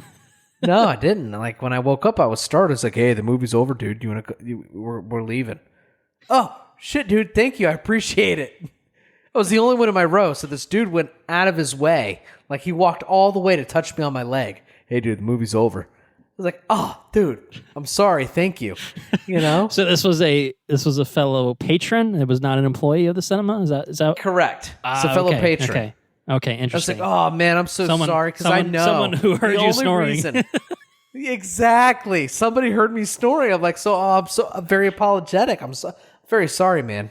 And he's like, oh, don't worry about it. I'm from California. We fall asleep all the time in our movie theaters. I swear to God, that's what he said. I'm like, okay, all right, whatever. But thanks again. And I wasn't too keen to socialize because my ass was out. Like I had fallen asleep. Probably a very sudden like awakening where you're just like, huh, what? Where am I? Huh? Yeah, exactly. Yes. I could have slept there for hours. It was very comfortable. Anyways, I left, went home. This movie, so that was my viewing experience. I guess here's the question. Do you remember where you stopped watching, shall we say? Like, how far into it do you think you got? So, I remember a seance. All right. Good. All right. It's fairly early on, but that's an important scene, surely. That's early on? Like 20, 30 minutes, maybe. I'm curious if you made it to the point where a mystery has arisen. Well, I have to have this discussion we'll save it. We'll talk about it in spoilers. Yeah, okay. We'll have to shelve it because I don't know. Yeah, it's hard to know without actually getting into the specifics of it. So, all right. So you probably made it at least a half hour in. I'm gonna speculate maybe roughly halfway or so. Seems like maybe. Yeah, they made it to the seance. I got introduced to all the main characters, like as you would in a whodunit movie. Sure, right. The thing that I remember most about this movie is the cinematography. I thought the cinematography in this movie was top-notch shit. I thought it was very striking. I thought that it was going for a certain kind of like the colors, the color palette, the cinematography, the score, the angles at which the camera took to like capture certain things. I thought it was going for a certain vibe, for like a certain kind of era of film, and I thought it nailed it 120%. I think that I don't know who the cinematographer is, but I do think he put in Harris Zambarloukas. He's Greek. I don't know if I'm saying his name right, but I think he's this guy. He's a frequent Branagh collaborator, I believe. Did Death on the Nile and Belfast and Murder on the Orient Express and well, I can say for 100% certainty that the cinematography in this movie is better than the cinematography in Death on the Nile. Oh, totally, yeah. It feels it's unique. I mean, obviously it's using some tried and true camera techniques and lenses and stuff like that, but it lends it a very distinctive feel. I think certainly like compared to Death on the Nile. Death on the Nile just feels like every other movie ever made. You know what I mean? So this feels different. Yeah, totally. Mm-hmm. Yeah, agreed. In a really, really, really awesome way. I remember thinking that this movie was very striking in the way it was shot. Yeah. That's consistent. I really like even past where you stopped watching is what I'll say. Awesome. But yeah, it's even from the get go, you got all those establishing shots of Venice, and then once you really kind of get to the palazzo where everything is kind of set, then they really take advantage of all of that, all of those techniques, I think, to really see, I missed out on something. Create the experience. Though. Yeah.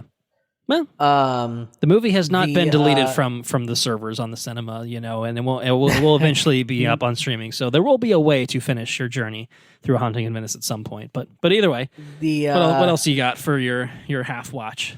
My half watch. So I got the cinematography. I thought that the characters were interesting, as they always are for these kind of movies. You know what I mean? They're all kind of like archetypes. Mm-hmm.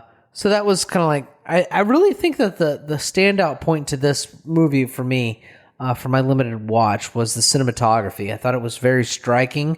I thought it did an excellent job of like capturing it created a total vibe in this movie. Mm-hmm. Very different than almost like Knives Out. You know what I mean? Yeah. Like sure. It created character within this movie. Well, I think I also like the premise of this movie too. That was the other thing. Mm-hmm. I had thought about it and then I forgot about it and now I remembered it. Okay. Yeah.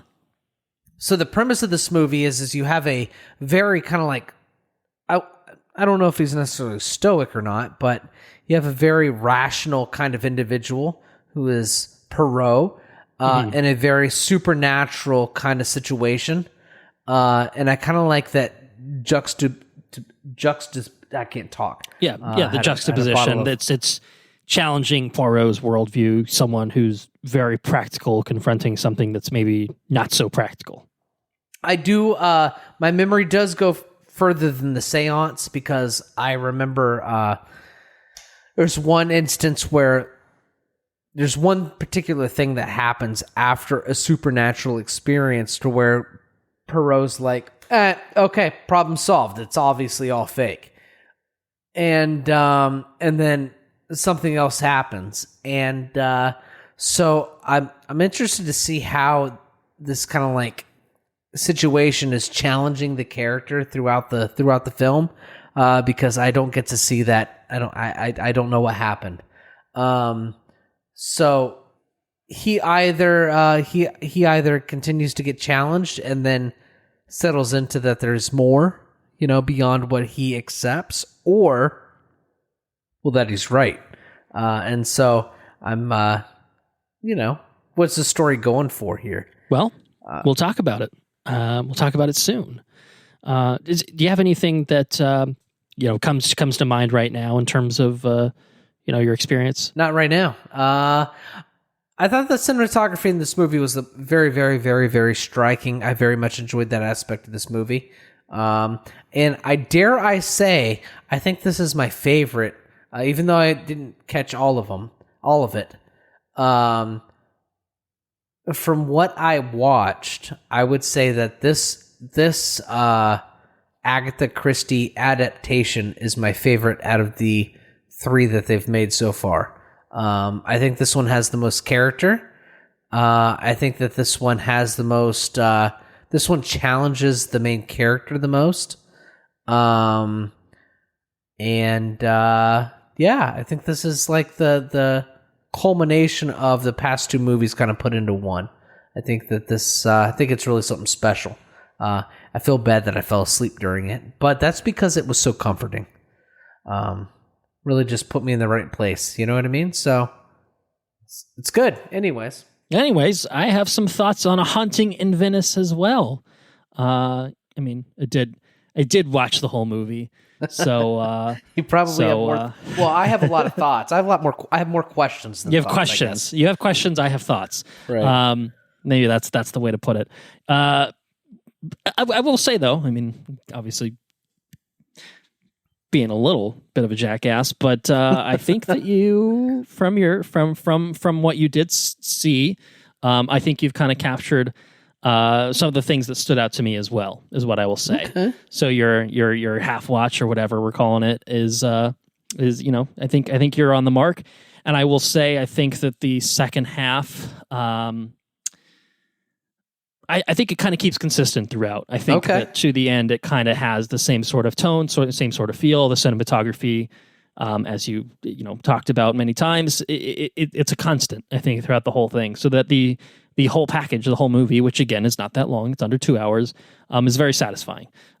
So I think that you would enjoy the full version of this movie, is what I'll say. It's not gonna have a second half dip that leaves you wondering what the fuck just happened. So we'll say that. Okay. In terms of just Mike, I guess just collecting my overall thoughts. Yeah, cinematography is one that definitely stood out, and really just the whole tone and feel again of the movie was just really, really fun, and I mean, the way you put it was a really interesting way of putting it, of basically this idea of putting this realist character and Hercule Poirot against the supernatural, and what does that look like? That's a really, really fun concept. For me, it was, let's do a whodunit, and then let's throw in some horror-y, thriller-y elements into that, because it's something we really haven't seen before. Certainly not in either of the prior Poirot movies from Kenneth Branagh. So it kind of added, I think, a layer of freshness to it, in a way that, like, something like Death on the Nile, having watched it so recently, especially before this, didn't really do anything new or different, that different from Murder on the Orient. Yeah, from Murder on the Orient Express, except for make you cringe, and and obviously the cast and all of it. It was just kind of just like, this just isn't as good. This just isn't as good. Whereas A Haunting in Venice, I mean, you said that it's your favorite of the three Branagh ones. I'm not sure if I'm quite ready to make that judgment call myself. I think the reason I say that is because I haven't seen Murder since we covered it. And that would have been when it came out. It was one. I mean, we covered it for this podcast, but I think it was early days. Yeah. It was early days. I think it would have been quite literally probably the year that we started this podcast when that movie, or maybe the year after. I can't remember, but it was early days. Let's just put it that way. And it's been many years. I think at the very least, this has to be at least the most stylish. Yes, I agree. I don't remember the other ones being this stylish, anyways. Totally agree. I mean, Death in the Nile had the ugly ass CG pyramids, and just like the boat the set design has been a constant through all these. You would say, I think you can't say as many nice things about the cinematography in the other movies as you can for this one. I think what you can say is the set design has always been interesting, for sure, and in service of the overall mystery of the overall movie. And that remains true here, but I think, different strokes for different folks is maybe how you could look at it. And I would say Death of the Nile was not the most interesting setting or story to be told, at least for me as an audience. No. Whereas this is, maybe not Anna's cup of tea necessarily, because she's not a big horror fan. I think she still, we did see it together. She did actually go, even though it's like kind of a pseudo horror movie. And I think that she enjoyed it overall.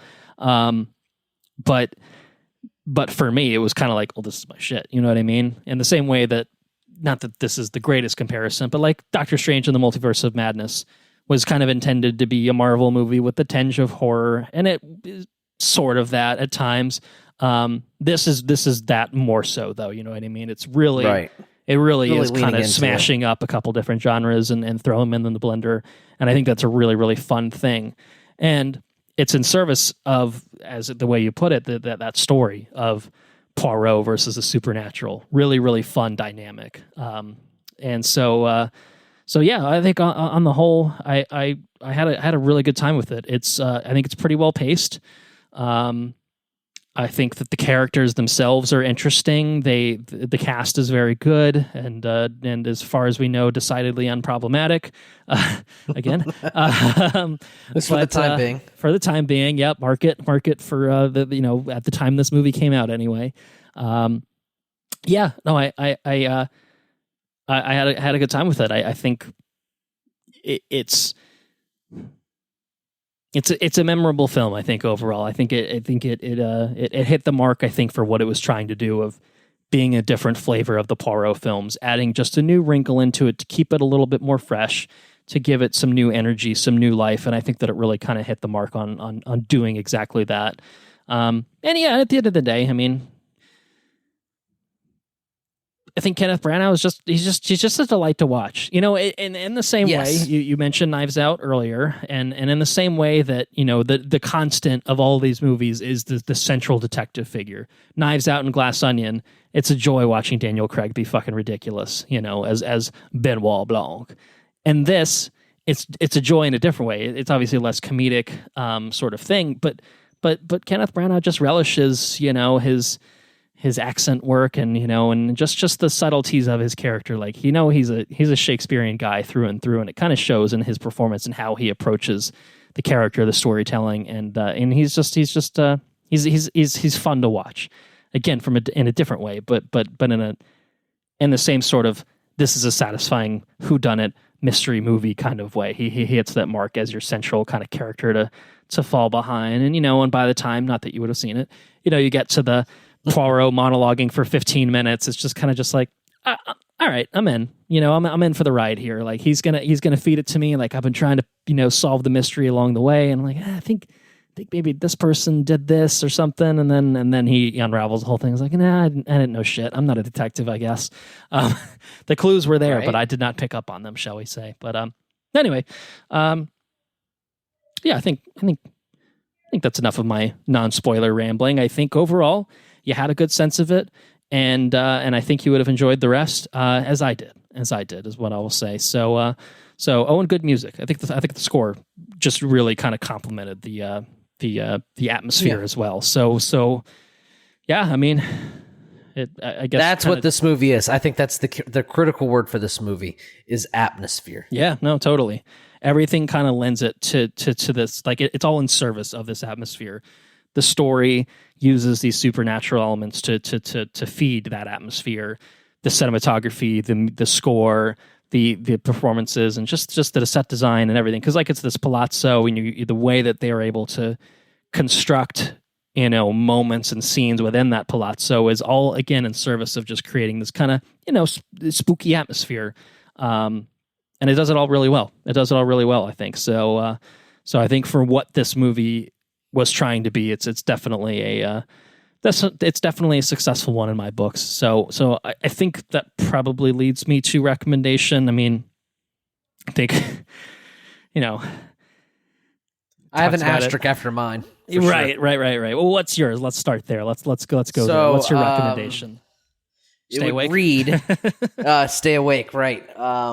From what I saw, I think it's a very compelling movie, full of atmosphere. I think. I mean, it's a Poirot movie, right? So, right. You kind of know what you're getting coming in. You get more of that, and I think you get a little bit more flair and style. And I think that it's a. I really like the supernatural vibe. I think that I think that angle to put this character in, or this kind of situation to put this character in, is fun. It's fun to put the audience in that sort of situation too. Because at the end of the day, we're trying to pick it apart just like he is. Yeah. So to put the audience in that situation, to either, do you just say it's something supernatural, or is it, is somebody just pulling some strings? I think it's a lot of fun from what I watched, and that's my asterisk. Asterisk is I didn't watch it all. But from what I did see, I enjoyed it, and I would recommend a theater go for sure. Yeah, totally. And I think I again agree with kind of what you're saying, to echo some of what you're saying. It's this idea that, like, every whodunit, at the end of the day, is a murder mystery. You're wondering who done it, what's their motive, when did they do it, that sort of thing. And here you have that, and then you have the extra layer of, but wait, is there something actually just fucked going on? Are there ghosts? Are there, curses? That's the sort of thing that kind of is the overlay to this whole whodunit setup in this movie, and that keeps it really interesting because it's different. It's different than anything else you've seen. So I think that's a good thing to kind of highlight. For me, in terms of recommendation, I will say my recommendation is. I think go see this in theaters. As compared to waiting to watch it at home, as compared to being paid to watch it. It certainly is. I I think it's worth a theatrical visit because it's short, sweet, and I think that's kind of the right way to envelop yourself in that atmosphere that we've described, now. But you tried, and I think you enjoyed it. I think that there were extraneous circumstances outside of this movie that contributed to you missing it. So I don't think it's really not an indictment on the quality of the movie. Is kind of what I'm gathering. No, definitely not. Right, and I figured you'd agree with that. So I think the question is, do you need to go back to a theater to see it? And I think the answer is probably not, just logistically. Because you got shit to do, you got a life to live. You already tried it once. Should I? Yes. Should Will you? I? Yes. No. Yes, that's a great way of putting it. I think you should.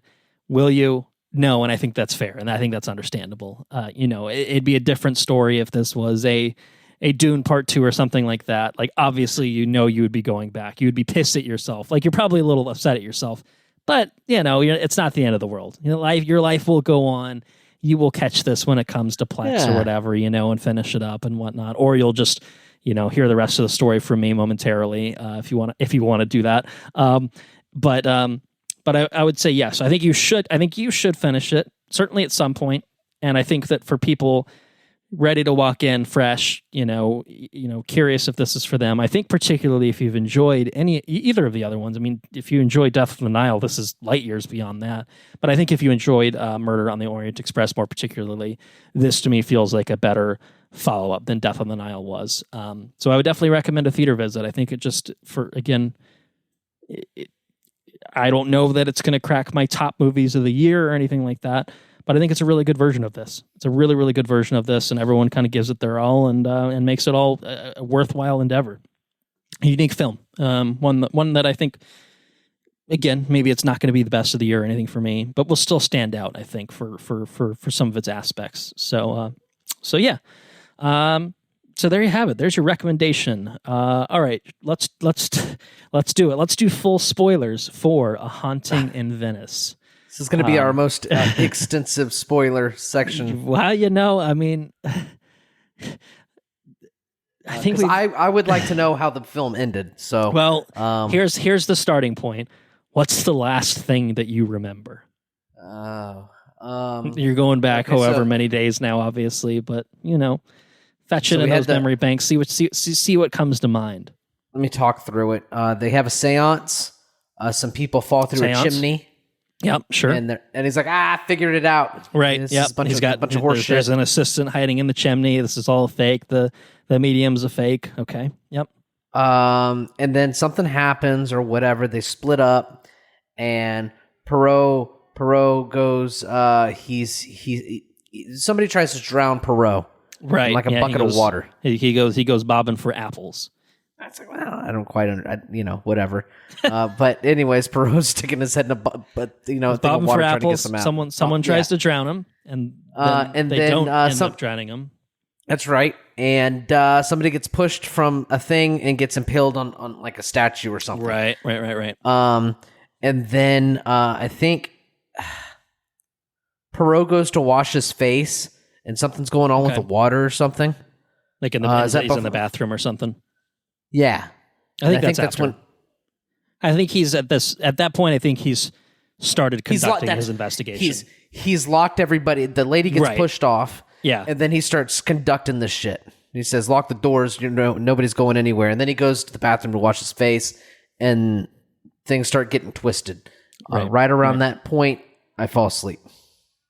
Out for the count. Double snore. The guy in the row behind you is like, Jesus Christ. Yeah. At least I didn't pack mashed potatoes and corn or whatever. That's that's a very valid point. I would rather deal with the snorer than that sort of unhinged behavior. See our Indiana Jones and the Dial of Destiny episode for anyone that does not understand what Andrew is referencing. Wasn't that long ago. So all right. So okay. I would I think roughly halfway seems about it, because basically, the setup of the movie is that the daughter, Alicia Drake has died. She seems to have killed herself, and and basically they're coming there because they have this medium, Joyce, who is going to commune with Alicia from the beyond, right? And so the author, who's Tina Fey's character, brings Poirot with her. Who did an excellent job, by the way. I really like Tina Fey in this role. Mm-hmm. Yeah, totally. Yeah, she's good. Anyways, she's very good. So. Basically being like, let's challenge Poirot. Like this is some spooky shit. Seems like she's actually channeling some supernatural elements, and I can't explain it. I'm like a mystery author, like, kind of like what Poirot does in real life, I do for fiction, and I can't crack the case. So I need Poirot to, here to crack the case for me is kind of the motivation of why they're there in the first place. But then yes, there is a murder. There is indeed a murder, which kind of sets off, I think, the rest of the film, which somewhat includes obviously where you were, and where you kind of saw the last of what you saw. But then it goes beyond that. So plants on the roof. Not to cut you off, there's plants on the roof. Are you remembering elements? Yeah, starting to pop off. All right. He's conducting his interviews with all these different people. I think I'm skipping around though. I don't think this is coherent. I don't think this is the timeline. He goes and talks to the mom, and the mom. Yeah. The mom. They're talking to the mom on the roof, and she's talking about the flowers and stuff. And then he talks to her ex-boyfriend. Right. And he talks to the doctor. The doctor. Yep.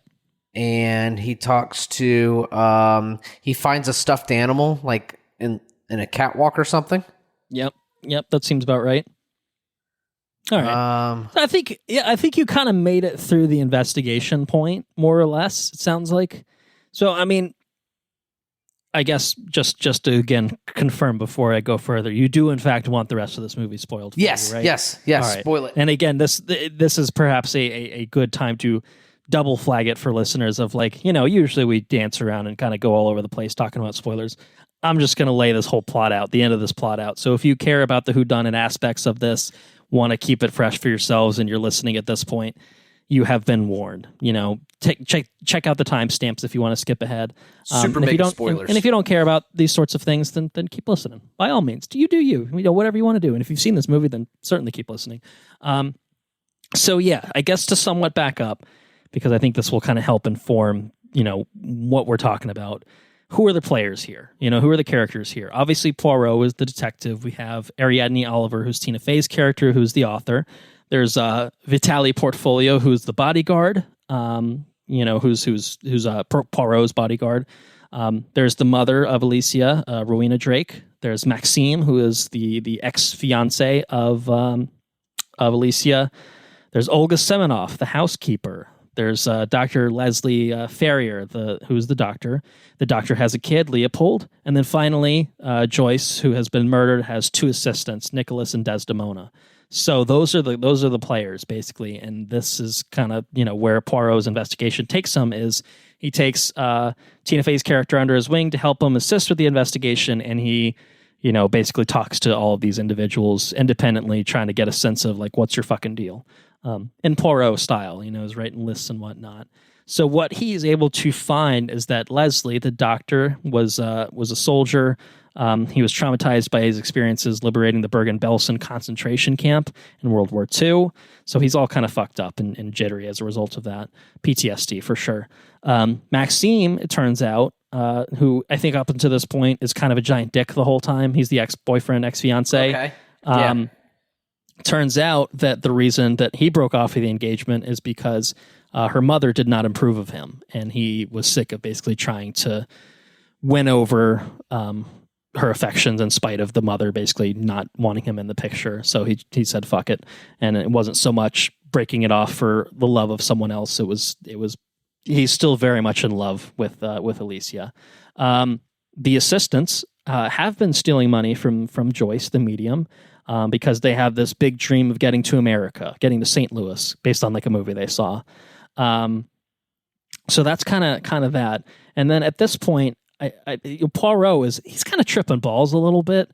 He's having a tough time. You talked about the bathroom sequence. There's like the thing where he's like turning off the taps, and then he goes and has a conversation with someone else, and they're like, "Are you going to turn off the taps or like what?" And he turns around and the taps are still running. He's just like Like dude's on something. Like what's going on with Poirot? Like he's off his game, shall we say? And so at some point, I forget the exact sequence as well, but I'm doing my best in terms of the broad strokes, shall we say? Poirot realizes there's like this kind of part where he presses in and he's able to get access to an underground chamber, which like the Rowena is like, I didn't know there was an underground, like there is no basement here. And then suddenly they find this, and what they find in there are skeletal remains of dead children. Because there's this whole idea in this movie of the children's curse. They go after doctors and nurses because they were like at this orphanage at this exact palazzo, but they were then left abandoned to die. And indeed, apparently, there is some grain of truth to that. So there's that kind of thing. Everyone kind of explores this underground chamber, and then there's this sort of confrontation between Maxime and Leslie, the ex-boyfriend and the doctor, and they get into a real fist fight type of thing. The doctor's beating the shit out of Maxime, and basically they solve this by saying, all right, doctor, you need to go be isolated on your own. We're putting you in this room, and we're only giving the key to Poirot, so no one could get in except for Poirot, because, Poirot's in charge. He knows what he's doing. Yeah. So Poirot, has conducted his investigations. He's kind of seen this all play out, and he comes to his initial conclusions about what's going on here. What's going on here? And it's not the full story, but he has his conclusions. And so he realizes that the very reason that he himself has been invited to the seance in the first place is because Tina Fey and his bodyguard have conspired together to get him there. And they have different motives for doing this. So basically the author, she talks about like how her last book wasn't a huge success, and she's looking for inspiration for kind of what her next story is going to be, and she wants her next story to be how Hercule Poirot, the famed detective, was finally stumped by a medium, by the supernatural. And so that's kind of her big thing is, if I can stump Poirot, then I've got a bestseller on my hands. So no, kind of shitty, thing to do to a friend, but not wholly sinister at the same time. And Portfolio, who up until that point seems to be a pretty efficient, good bodyguard for one Hercule Poirot, turns out was a police officer in Venice, and his very last assignment was investigating the death of Alicia Drake. And he could never shake, his feelings about it, of not knowing really what seemed to have He's got to find out. Yeah. He's got to find out. And so they've partnered together to get Poirot, to stump him with the supernatural, but Poirot obviously has the skills maybe to figure out, all right, well, what happened to her actually, and so that's piece one. That's one thing that Poirot solves, but it's not who killed Joyce necessarily. But right. then before he even has an opportunity to present his full conclusions, our resident doctor is found stabbed to death in the room that he's been locked in all by himself, that no one has access to other than Hercule Poirot. So what the fuck is going on here? Well, thankfully, Hercule Poirot is on the case, and he is here to resolve the question of, hey, is there something actually supernatural going on here? Or is there something else afoot? The answer is the rational wins. The rational thought wins. There's an explanation for everything. So what Poirot concludes is that there is one murderer who killed both Alicia Drake and Joyce Reynolds, and that would be Rowena Drake, the mother, who is the mastermind behind it all, sort of mastermind, mostly accidental mastermind. And turns out those plants on the roof that you mentioned, those are mighty important, because those produce a poisonous hallucinogenic honey, which can addle the brain. And so what she was doing was she was poisoning her daughter, Alicia, and basically keeping her in such a weakened state that she was subservient, and only did what mommy dearest wanted. Which is to not have any wire hangers. No wire hangers. Jesus Christ. Jesus Christ. Exactly. That's exactly right. And so basically there was one night where Rowena was tired and she ended up sleeping. And so Olga, the housekeeper, steps in and says, "Oh, I can take care of Alicia." And she goes up and tends to her, and she's whacked out. She's all fucked up. So she's like, "What do I do? I need to calm her down." She gives her tea. She puts honey in the tea. She puts a little too much honey in the tea, and Alicia dies from a fatal dosage of this honey. So Rowena wakes up the next morning, finds her daughter dead in bed, realizes that she's had a little too much of this honey, and she kind of panics, realizes, oh crap, people are going to realize maybe what I was doing. So she stages it as a suicide. She takes this little claw thing, claws into her back so that it's the children's curse, and then throws her off, into the water, into the canal, and then that's kind of solving that sort of thing of her daughter killed herself. She was mentally ill, whatever. But then she starts receiving blackmail. Who someone is saying, "We know what you did. I know what you did. I know that you poisoned your daughter." Word. So she suspects that it's Joyce who is there to kind of blackmail her further by doing the seance, or that it's the doctor because, well, one would think that a doctor who conducts the autopsy of the daughter might be able to figure out she was poisoned. And so what she does is, fuck whoever is blackmailing me. I don't know which of these two people it is, but they both need to be out of the picture. So she kills Joyce. She initially thought Poirot was Joyce because he was wearing her mask at that point when before he was bobbing for apples. So that explains that little nugget.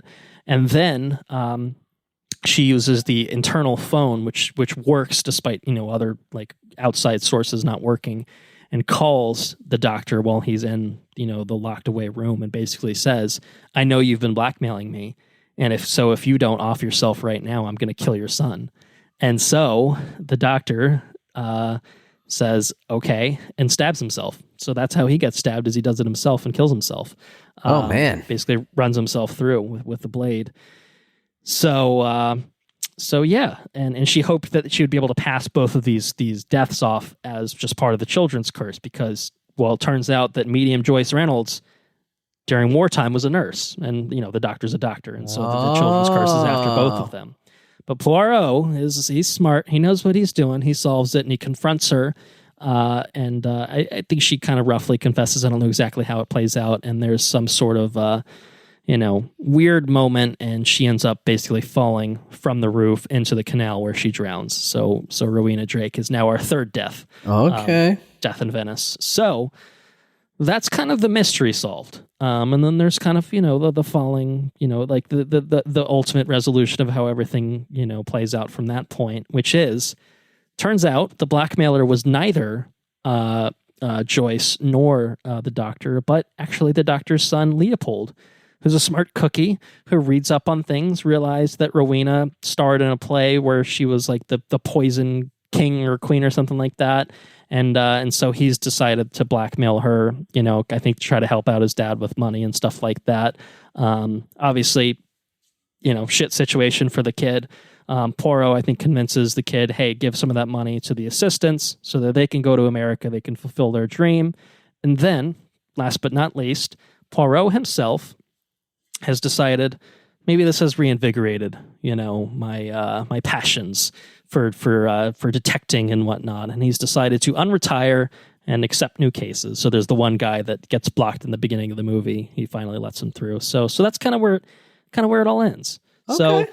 So having heard all of that now, maybe not the same as experiencing it by watching the movie firsthand. What do you think? Does that feel, like a acceptable resolution for it all, satisfying conclusion and such? Definitely. It sounds like a Poirot movie for sure. Sounds like a, just a little lot twists and turns, a lot of moving pieces. A lot of moving pieces for sure. And moving pieces in a way that I'm like, I'm not even mad at myself for not figuring it out because that's a lot of it's all over the place. Not in a bad way, but just in a convoluted way where it's, like I think even compared to like a Glass Onion, like I think about like the scene where Edward Norton, so like spoilers for that movie for anyone that cares, hands the glass off to Dave Bautista. You see it in frame, you know what I mean? You see what happens in frame, but it's so quickly you don't really think about it. And so, everything's kind of there for you to see play out in real time. Here, maybe that's true, but probably to a lesser extent, where it's a lot of I don't think it's necessarily, not giving you enough information, but it's kind of hard to be able to put it all together, I think, on a first pass. At least that's my anticipation. Like, I was like, well, Tina Fey, she's got nefarious motivations. Maybe she murdered her, for the drama, for whatever, so that she could make this into a story of some sort. So I kind of like got aspects of that right, but not the actual like ins and outs of it. So anyway, yeah, that's pretty much it, right? That's a Haunting in Venice, So about it. Yeah. I guess any spoilerific thoughts for you? Based on that, based on anything else? Maybe based on what you saw, maybe? I thought it was going to be that creepy ass little kid. Yeah. He can talk to the ghosts or whatever and whatnot. I guess in a way he was blackmailing, so he was guilty of something. He was involved. He did commit some crimes, for sure. So, yep. But, All right. Well, what do you think? You ready for a fourth Poirot Agatha Christie deal? I'd be there for it for sure. Game Definitely. For more? All right. Me too. I will be curious because how many books are there? I think there are a lot. I think Agatha Christie was a very busy lady. So I think there's probably a lot. Although I think that something that's probably fair to say is I think they use the books as like a jumping off point and then kind of just do their own thing at a certain point. Okay. Like, I think this one had a lot of character names, but like the setting is different. I think it messes around with it quite a bit. So even if they run out of books, which I don't think they're in danger of, they can always kind of just do their own thing. Then get Rian Johnson. Maybe after he does Knives Out 3, we get a full-on crossover. Benoit Blanc and Hercule Poirot dueling for $1 billion. $1 billion exactly. whodunit? Yeah. All right. Well, I think that does it then. I think that does it for Haunting in Venice, and that brings us to a new edition of the Listener's Corner. Ooh. Yeah. What do we got? Who's been listening? Indeed? Well, it's Bruce Brown. He's back on the case again. Okay. He's a real Poirot type, and he's been detecting some shit on the streaming services, it would appear. 3 different streaming services, it would appear as well. He's busy guy. Spreading it out. Busy guy. All right, so first up, he watched a film on Netflix called Reptile, which stars Benicio del Toro, I believe, as a police detective, if I'm not mistaken, right. But I don't know a whole lot about it, I will say. But he said that while critics did not give it a good review, he actually thought it moved along well. The story was interesting enough because it has Justin Timberlake in it. And he said he was decent in it and that it had a good cast and said overall worth watching. So, I mean, it's on Netflix, so easy enough. I like Benicio. I feel like he's not in enough stuff these days. So it's in my 30 days of horror list of things to watch. Okay. So all right. Well, so if you do indeed watch it at some point, then we'll see if you agree with Mr. Brown on that front. I will let you know. The next one is a joy to read. The Flash. The movie. Oh man, here we go. 2023 film The Flash. Where do you think this is going? Just bold prediction time. Good or bad, or in the middle. 3 options. It's got to be shithouse. I mean, like. This has got to be like 5 paragraphs of him shitting on this movie, surely. You might call it shithouse. Mr. Brown might call it absolute crap. One of the worst movies ever. Yes. The first scene with Batman, the Affleck Batman. What the fuck was with his face and mask? It was so messed up looking, which is true. It was just bad CG. I think it was a face replacement bullshit. Main actor is horrendously bad. Tried to be funny and witty. They just come across as an annoying douchebag, and they added in parentheses ×2 because there's 2 Barrys in this fucking movie. Old Man Batman was cool to see, but his ass-kicking scenes in the beginning were a little ridiculous. Like Supergirl, but not really sure what her role was. She was awesome escaping Russia, and then she just got killed every time, which is true. The whole story was stupid. Seriously, the Nicolas Cage Superman, just overall horrendous. Beginning was pure crap. Stayed very consistent. One of the worst movies I can recall watching. Please never hire Ezra to act again in anything. They're a piece of shit person and a piece of shit actor. He's not wrong. Yeah, he's not wrong, is he? I think you and I. Here's what I would be curious to know is, did he decide to watch this after you and I added our thoughts, or was this independent of it? And this is in response to because I saw it later than you. You were like, yeah, this movie kind of sucks. Like it really sucks in the beginning, and it gets a little better, but it still kind of sucks. And then I watched it and I was like, it was kind of shit all the way through, I think. But like I guess like mildly entertaining or whatever. And then so I wonder. I feel like I made it abundantly clear. Like, look, I watched it because I didn't listen to Andrew in the first place. So please listen to me. Save yourself. I'd be curious if that almost tempted people to the dark side more. They're like, it can't be that bad. Oh God, it was that bad. That was the situation that happened here. Not sure. We'll find out maybe. Last but not least, The Little Mermaid, the live action Little Mermaid. Oh man, which that's another movie that you only made it about halfway through, I think, right? yeah, that was our anniversary. We went out to watch that. The CG made me nauseated. It was another shit movie.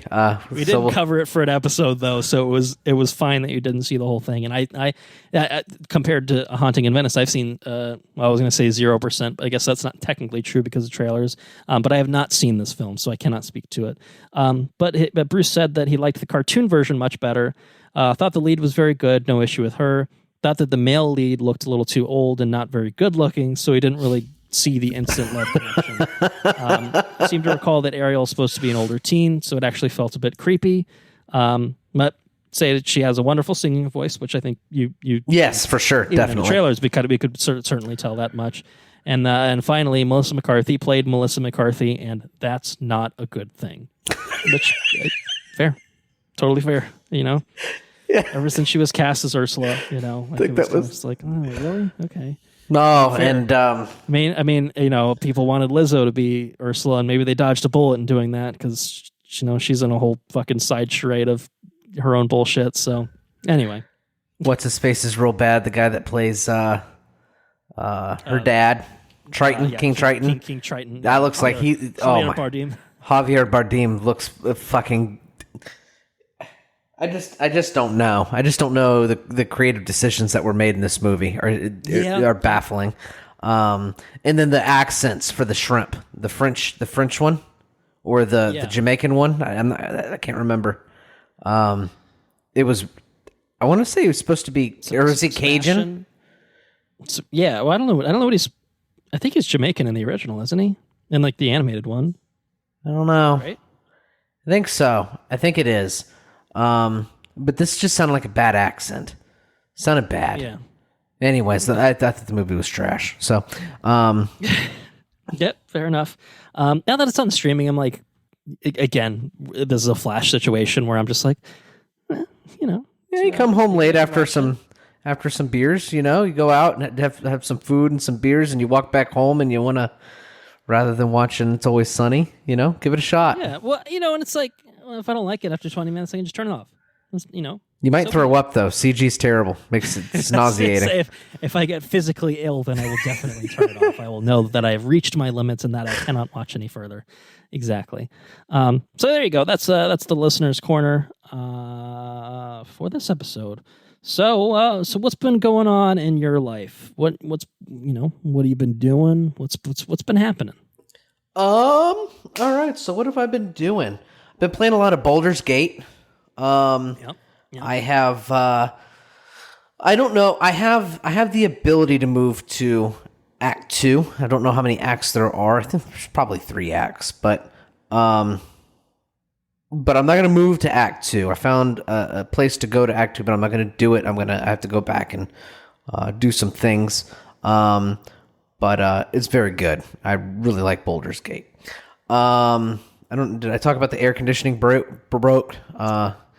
I need a new AC unit. I think that you mentioned it, but I don't think you elaborated. The AC's broke. I need new AC. That sucks. So it's going to cost lots of money. It's going to cost lots of money. Yes. So Patreon.com/Watch Review Repeat. If everyone chips in about $1,000 a piece, Andrew's AC will be covered. So that's it. Get on it. Good news is that they were able to hardwire my air conditioning so it's blowing cold, but it's not sucking any of the humidity out of the house. So like the house is it's just fucking humid as shit, but it's not hot and humid. It's just cold and humid. I don't know. Is it quite actually cold though? No, it's not. It doesn't feel nearly as cold as it should. It feels 72 feels like. Usually, I keep the house around 72, 70 when we're home. Sleep at 70. 70 feels like 76, 78, something like that. So it's just always a general state of being uncomfortable. Yeah, it just generally kind of sucks. So there's that. What else have we been up to? Castlevania Nocturne. 6 episodes into that. Okay. Which I think we talked about that at the beginning of this episode. So right, our listeners might be wondering, how the hell did Andrew pull that off? Yeah, well, that's what happens when you have a fucking press pass. Guess what, folks? It could be that, or it could be that, I yet again cursed myself with some technical issues, and we had to lose some of this recording and pick it back up at some point. I'll leave it to the listeners to figure out which it is, where the split was, which one it was, or if it was the case of technical issues on my end. I will say, if there were any technical issues, it'd probably be on my end. I'll leave it to the listeners to figure out, where we picked the things back up. I think I try to keep these things pretty seamless. So people are like, "Holy shit, what? Huh? What happened? How'd that happen?" So anyway, all right. So we previewed it. Maybe that teed it up for you of why you wanted to, to catch it. And so 6 episodes of 8, 10, something like that. What do you think? I think it's, I want to say, no, I like it a lot. Is it the first one? No, it's not, but it's got its own different flavor, maybe. Yeah, a little different flavor. I'm happy to be back into the universe. New setting, new characters. It's not the same, but it's different but the same. So that's cool. I have started a spooky show called The Haunting of Hill House. Ah, okay. We're on Netflix. Yeah. Watched the first episode, and I can confirm it's pretty damn spooky. We'll see. Just one episode in, you're already feeling the haunting. It was. I mean, just it seems kind of like a cool premise. Almost has an It kind of thing, how they return like they come back as adults and stuff. I don't know if that's where it goes, but interesting. Kind of Okay. It's like they're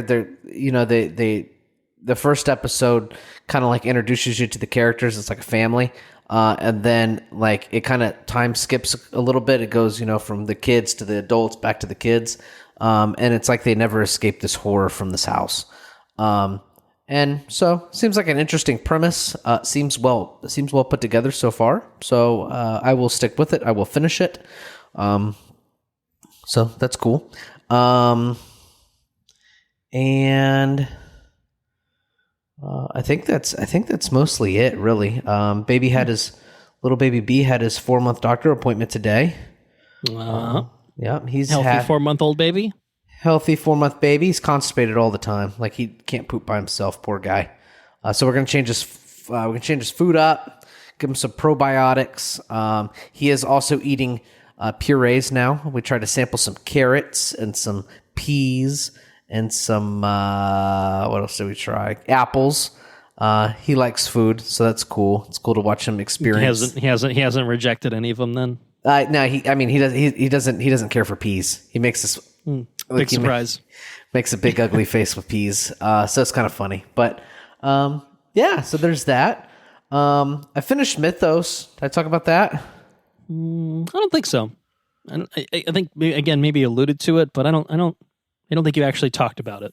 Well, I finished Mythos. And if you did, I don't remember.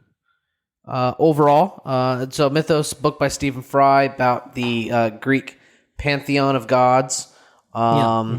And some of their, some of their stories. It's pretty. It deals mostly with like the origination of the gods. Pretty. I would say pretty awesome book. I mean, it's really cool how they or how he retells these stories. They're not. They're breezy the way he tells them. And it makes them interesting and makes them fun. It's got some English humor. Stephen Fry's a good orator, so I listened to the audiobook, and he does a fantastic job. Makes it really interesting, makes it a lot of fun. The bite-sized stories are also consumable on drives, so I mean it's like the perfect book for an audiobook. Yeah, that's good. Yeah. And if the physical book is something you're interested in, it's a really nice hardcover book. So I finished that, and then I picked up. What else did I pick up? Picked up Heroes, which is a second volume of like Greek tales. This follows heroes. So I mean, you have like demigods and human heroes and like their tales and stuff. So right now I'm listening to Heracles, which is Hercules. Okay. And that I never put that together. I've heard of Heracles before, and I've heard of Hercules, and I thought they were different people. But Heracles is Greek Hercules, which is cool. And you learn all about him, and I've learned all about Perseus. And so I'm still kind of like in the beginning. I'm like 12 hours left in that book. But it too is awesome. And the third one, which I will hop on right after this one, is Troy. So but you're looking forward to that. Yeah. So that's a lot of fun. And I want to say that is about all I've been up to. Really, I haven't done a whole. Oh, Ahsoka! I finished Ahsoka, which time jump, I guess. Finished that. I'd like to have conversations about it. I think we will have conversations about it, not necessarily imminently, for reasons that I will explain. But I think that'll be an October thing that we will certainly hash it out. Talking about Ahsoka. Yeah. And that is it. I think that is officially it. That's all I've been up to. Very nice, very nice. Well, I have a few things on my list, some of which I think I forgot to include the last time I recorded. But yeah, this is kind of it for the past few weeks for me. But before I get into that, something you were saying just reminded me. I mean, it is October now. It was not October when we first started recording this episode. And now I'm just like, oh God, it's October. And now it's like spooky season. And I like need to get into things. And we haven't really been watching anything spooky as of yet. But I had the thought of something I wanted to do last year. And I don't think, or something I think I wanted to do last year was replay the game Until Dawn. Oh yeah. PS4 okay. Game. Yeah. And I realized, I believe I actually got for Christmas a game by the same studio, Supermassive, called The Quarry last year. So I think I might fire that up on the old PS5, take a little, dive in and out of Tears of the Kingdom and go into that. Okay. If I have the motivation, because it just feels like, I don't know, that might be a fun, spooky sort of thing to do. So if I do that, you'll hear about it the next time we record a regular episode. So anyway, throwing it out there. If I put it on the record, then I have to do it. Otherwise, it just looks like a jackass for not following through.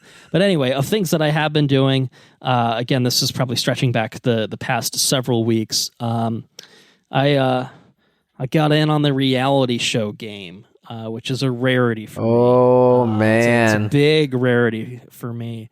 So I watched the show called Claim to Fame. Have you heard of this show? I have. I don't know the premise, but I have heard of it.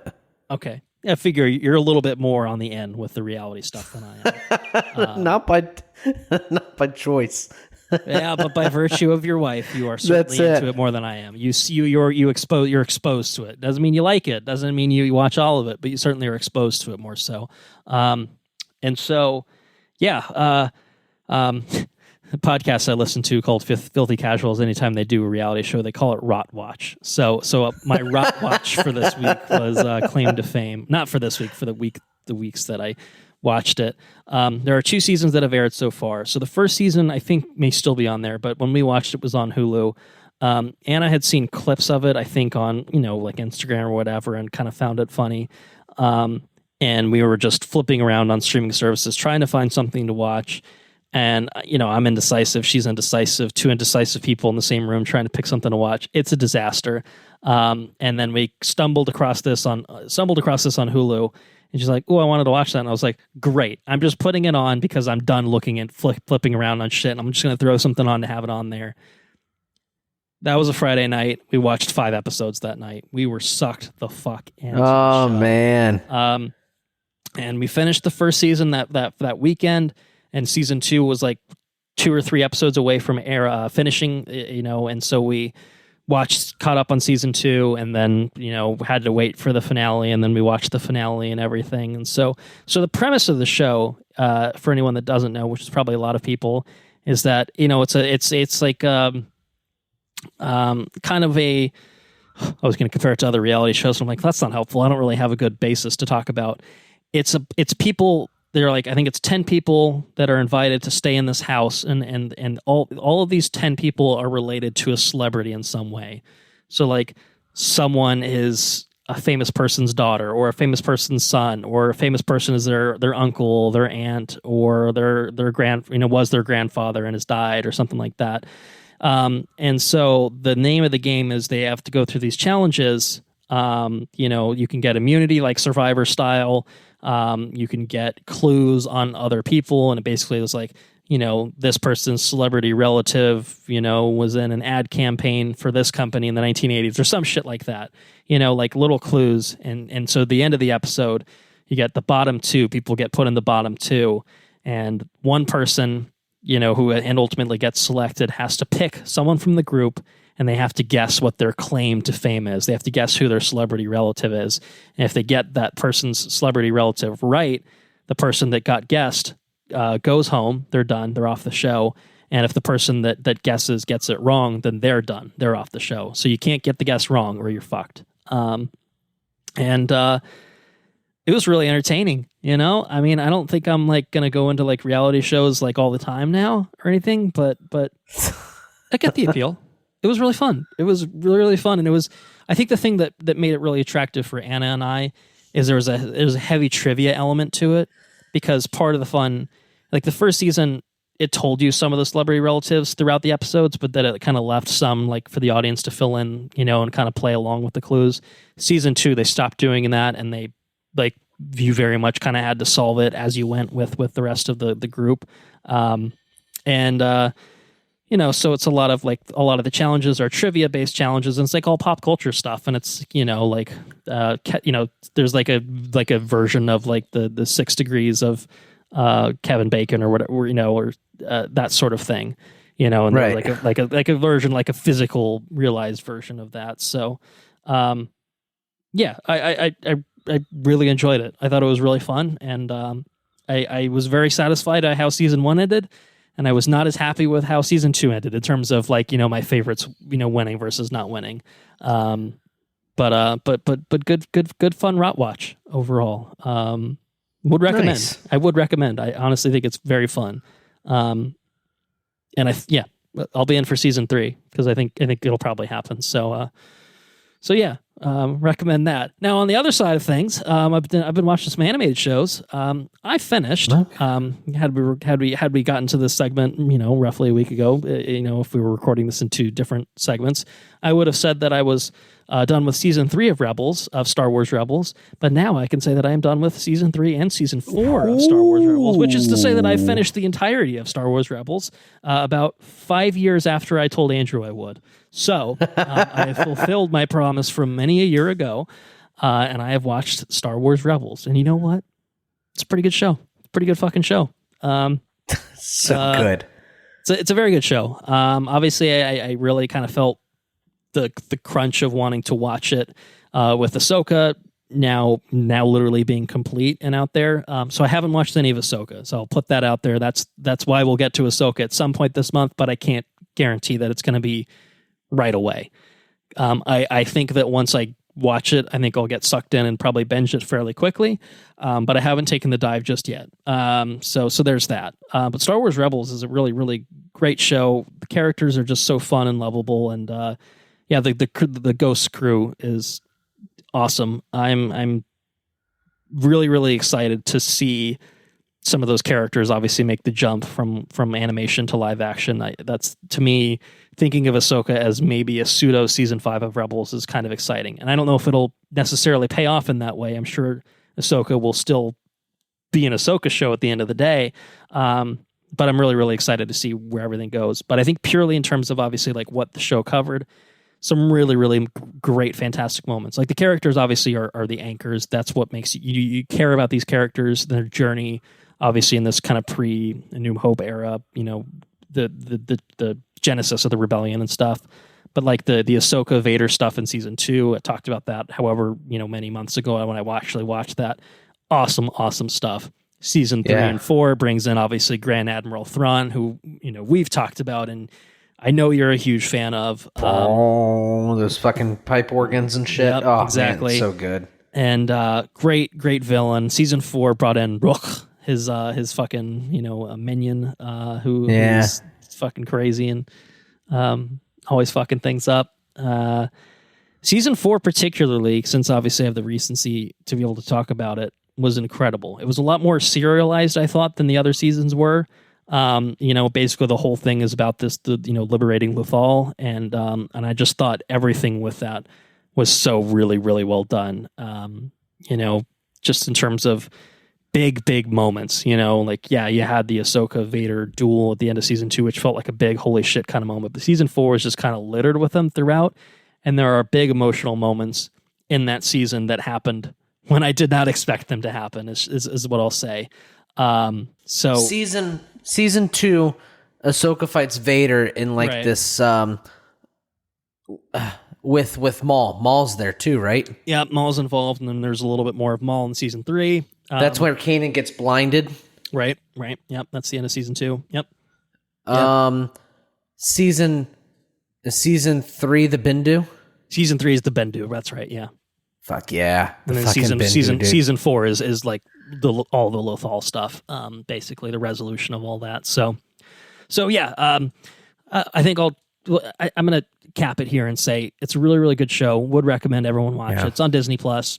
I think what we can do is have a more talk about it in a Star Wars episode. Open conversation when we're covering Ahsoka. That way we don't have to dance around, the spoilers as much here. And I think because Ahsoka obviously is closely associated with Star Wars Rebels, it'll make sense to kind of combine those two fuller conversations together. So that's what I'll say on, for now on the Star Wars Rebels front is really, really good. Highly recommend. Sorry that it took so long.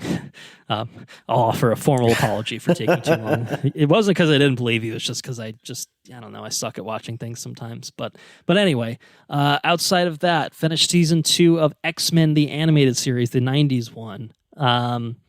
Finished it a little while ago. I think this... So I think we realized this when we were down in Florida, actually, that you had been watching it out of order for some reason. So I don't know how that happened. I'm not quite sure how that happened.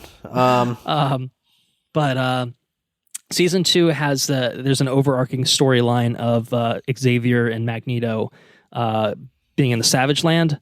And so that's kind of like they're there the whole season, and then the X-Men are kind of operating without Xavier to kind of lead them. And so it brings in it introduces some one-off episodes with Mojo and giving some backstory for characters here and there. I think there's like a Gambit backstory or something like that. But then I think Mr. Sinister is kind of like the main through line. I think it starts with him, and he kind of recurs throughout the season is what I'll say. It's a good show. It's a really good show. I watch it when I fold laundry. Thankfully, I have plenty of laundry to fold every so often, so I get to chuck on a couple of episodes a week or so, and I'm just kind of slowly but surely making my way through it and really enjoying it. I mean, yeah, it's like 90s cheese and egg sucking piece of gutter trash and all that is just it's. But now you've finished it though, yeah. I finished season 1 and season 2, so I have 3 more seasons I think before. Oh shit! Okay. I was under the impression. I think it's supposed to be next year. No, I mean I've seen probably good swaths of it, and throughout my life. But in terms of this recent watch, I've been going in order. So I have started season 3. I am in the midst of the Phoenix saga, but I haven't been there. Finished that. Yeah, because started before you. Yeah. So anyway, that's it on the watching front. Everything else is on a non-movie, non-TV side of things for me. I've been doing a lot of live concerts recently, or at least since we recorded last. Man. So in sequence, the first show that I went to was the Babyklok tour, which was Baby Metal and Death Clock touring together. Very fun, very, very fun show. Kind of like a fun set of, sort of novelty acts, I would say. I mean, I think that's maybe a little bit unfair to both of them because they're both both groups I think are very talented groups of individuals. But Baby Metal, is this kawaii metal thing of these three Japanese idols with fucking death metal in the background. And it's maybe not for everyone, but I dig the shit out of it. Really, really fun show. And, the choreographed dancing and it's live music. They've got live music playing behind them and it's really, really technically powerful. It's good. It's good shit. Next show that I went to was, the headliners were Nothing But Thieves. They're a British rock band. I'm not sure if you're familiar with them. The opener was a band called Kid Kapichi, who I recommended to you after I saw them. Yeah. They're very fucking British, but very cool vibe, very fun vibe. I thought you'd dig them. That was a really they were like show. It's like a mix between those old school fucking like not Dropkick Murphys because they're more ska, but like just like old school English punk and definitely some punk in there. Yeah, it's cool. It's what I do. It's just fucking.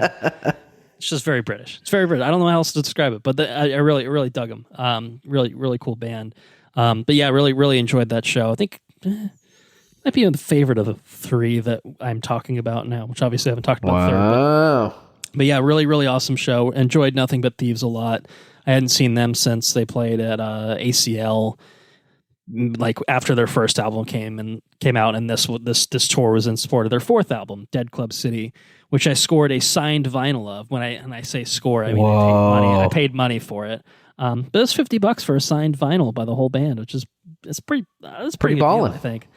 So so I'm happy to have done that. I turned Anna into a fan, so I didn't feel bad about it's tough. The vinyl buying is tough sometimes because I'm like, am I gonna have to wait until I'm alone to listen to this, or is this going to be a mutually agreeable record? And it's very much in that camp. So I felt justified in it, and we've listened to it and played perfectly on the record player that you got for us, which we're still rocking.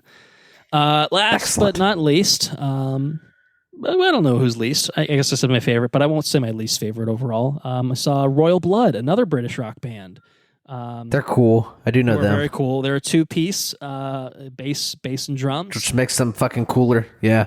Yeah, and they do some weird, death from above sort of weird shit. And you're making the bass generate some crazy sorts of noises. Yeah, really cool show. Same thing. Hadn't seen them since they had played at ACL a few years ago. So I enjoyed that. They both played at the same the gig or the same venue in Philly, which I really, really like. It's probably one of my favorite venues around here. So both made for very good shows. Small venue? Smaller venue, yeah. Standing room only kind of venue. So that's cool. Yeah, no, really, really good shows. And just, I feel like, obviously COVID fucked things up for a long time where we weren't really seeing concerts, obviously, for a while. But I feel like, when I saw Fall Out Boy, obviously a couple times this year, which I talked about, but yeah, this year I feel like, especially in the past several months, it really feels like I'm like getting into the concert scene a little bit, which is fun. It's been kind of missing from my life for a while. And, I kind of forget how fun concerts can be. How much you enjoy it. Yeah. So I've yeah. been to one in a long time. And I like the standing room only kind of smaller sorts of things. That's kind of more my thing. As compared to your big arenas and stuff like that. And like for every artist, it's going to be different depending on their popularity and whatnot. But I'm happy that I'm a fan of bands that are successful enough to tour America when they're not from here, but also not big enough to fucking sell out, the football stadium or whatever. Yeah, that, or I have to go across Camden to go see, which is like Fall Out Boy is big enough. We had to take the adventure to Camden to see him and such. So anyway, other than that, Anna and I celebrated our first wedding anniversary. We're still married. I can officially confirm that. It's been a few weeks now, but we did it pretty low key. We actually once upon a time were thinking about going to see a music festival on that date, but we did not get tickets off the wait list for that, and it would have been Foo Fighters and Weezer. So as like the two like kind of bands that we would have been down. That would have been pretty cool, yeah. Which would have been very cool. But from what we read, the sound at the venue was bad, and it was oversold like crazy, so would have it'd been packed in like sardines, even more so than your regular concert. So I think in retrospect we're glad we didn't do that. So we kept it pretty low key. We watched some wedding videos and just hung out. I think we did a nice dinner. We did filet and seared scallops, busting out the cast iron skillet for both of those. Those were good. Last time I had made the filet, I overcooked it a little bit. I did better this time, thankfully. And then we had gotten our cake. We had the little bit of our cake left over from the wedding. Yeah, it had been frozen for a year. We were a little apprehensive, and it was still pretty bomb. Ours was too. Pleasantly surprised. I did not expect that. It lost all of its structural integrity once we cut into it. Like then it started to collapsing a little bit and falling apart. It was exposed to the air. Yeah, basically, it was like mummified or whatever. But once I saw the elements, it's like, oh no, this isn't right. But yeah, no, it was really good. We actually still have.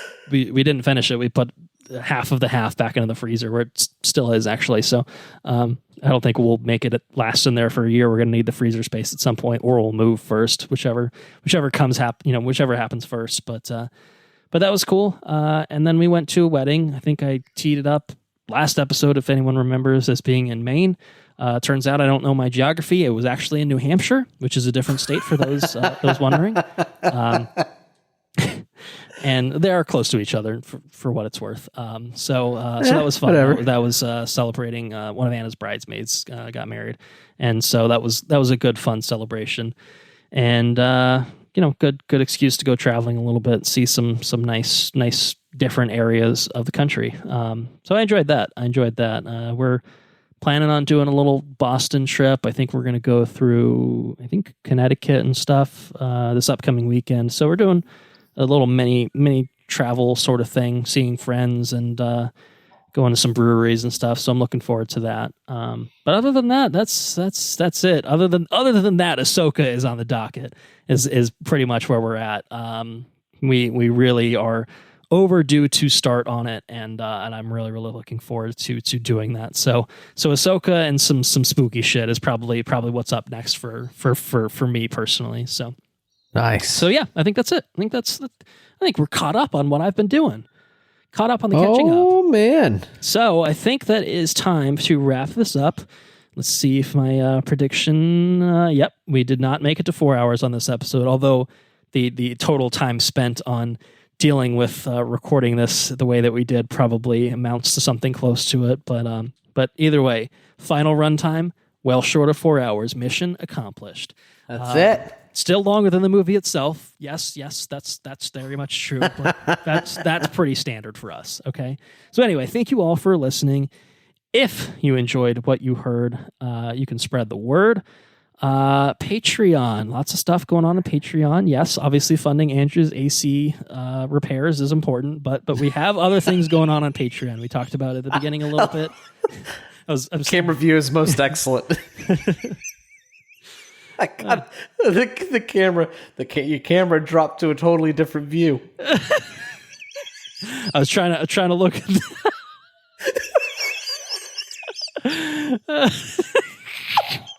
Crotch shot. I am wearing shorts at least, so I have that going for me. Yeah, right. Our listeners will be impressed to know that. I'm rocking my dual monitor setup. And the laptop was blocking what I needed to see on my screen because it's a little too. So I was trying to tilt the lid a little bit, but I tilted it a little too far, one might say. But anyway, this is the point. Colton is wearing shorts. So it's good. Andrew can confirm it officially as well. Anyway, I don't even know. Patreon. I think I was talking about Patreon. I feel like I should just have like a moment of like silence in the middle, so that way it doesn't feel like weird and icky that we're just going into asking for money after talking about whether I'm wearing shorts or not. This is not an OnlyFans plug. I don't know what else to say. Probably make more money though. Well, I don't think we would, but someone might. No. Someone might. Anyway, Patreon. Lots of good things going on Patreon. Patreon.com/. patreon.com/watch review repeat. We are doing a series of bonus episodes on historical epics. So again, to reiterate what we would have said earlier, Troy is up on the regular feed. Gladiator is our current bonus episode right now that we're offering for supporters on Patreon as a timed exclusive. And I think we, again, said as much, but I can say right now, because of when we're recording this, we're going to be talking about Lawrence of Arabia real soon. So that's going to be up as a bonus episode by the time this goes up on the regular feed as well. So, and we do have a guarantee. Lawrence of Arabia episode will be shorter than the actual movie. Yes. Yeah, we're right. 4 hours, which is effectively the length of Lawrence of Arabia. That's correct. We would really have to... even for us, that would be a tough task to get that to even close to 4 hours. We'll see how close we get, I guess, by the time we actually do record it.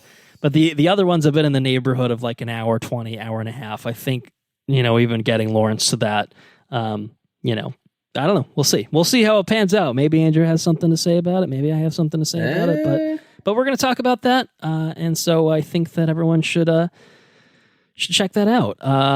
And so just to, again, quickly explain it, $2 a month gets you access to all the bonus episodes. It gets you early access to all of our regular episodes like this one.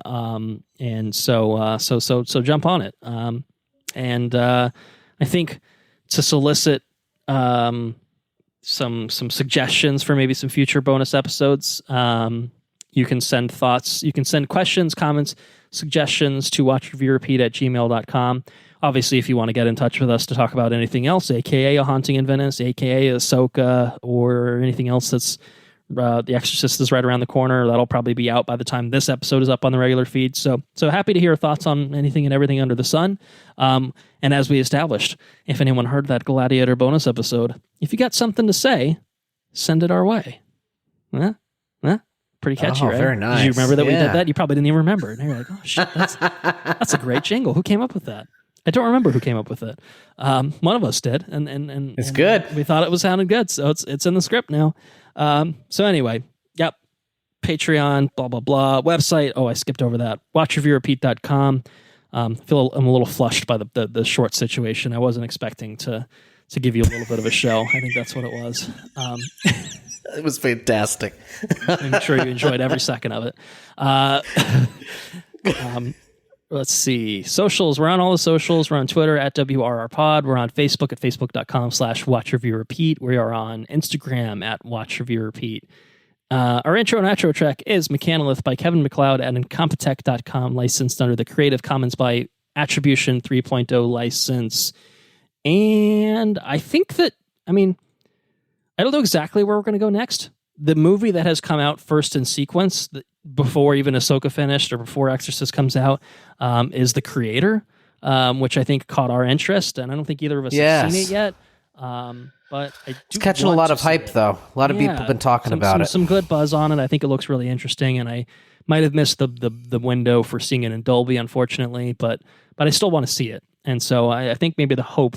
I think maybe the hope is between The Creator, Ahsoka, and The Exorcist, that's a solid October. You know what I mean? That's probably the month. So obviously a lot of that stuff is kind of front loaded for the month, but I think as we kind of cover things, it'll kind of fill up the month for us in terms of having an opportunity to see it, talk about it, edit it, get it out to the listeners, that sort of thing. So that's kind of roughly where we're at for the month. Killers of the Flower Moon's in there somewhere, and I'll probably see that. We'll see if we end up covering it too. So, Andrew's busy. He's dadding about.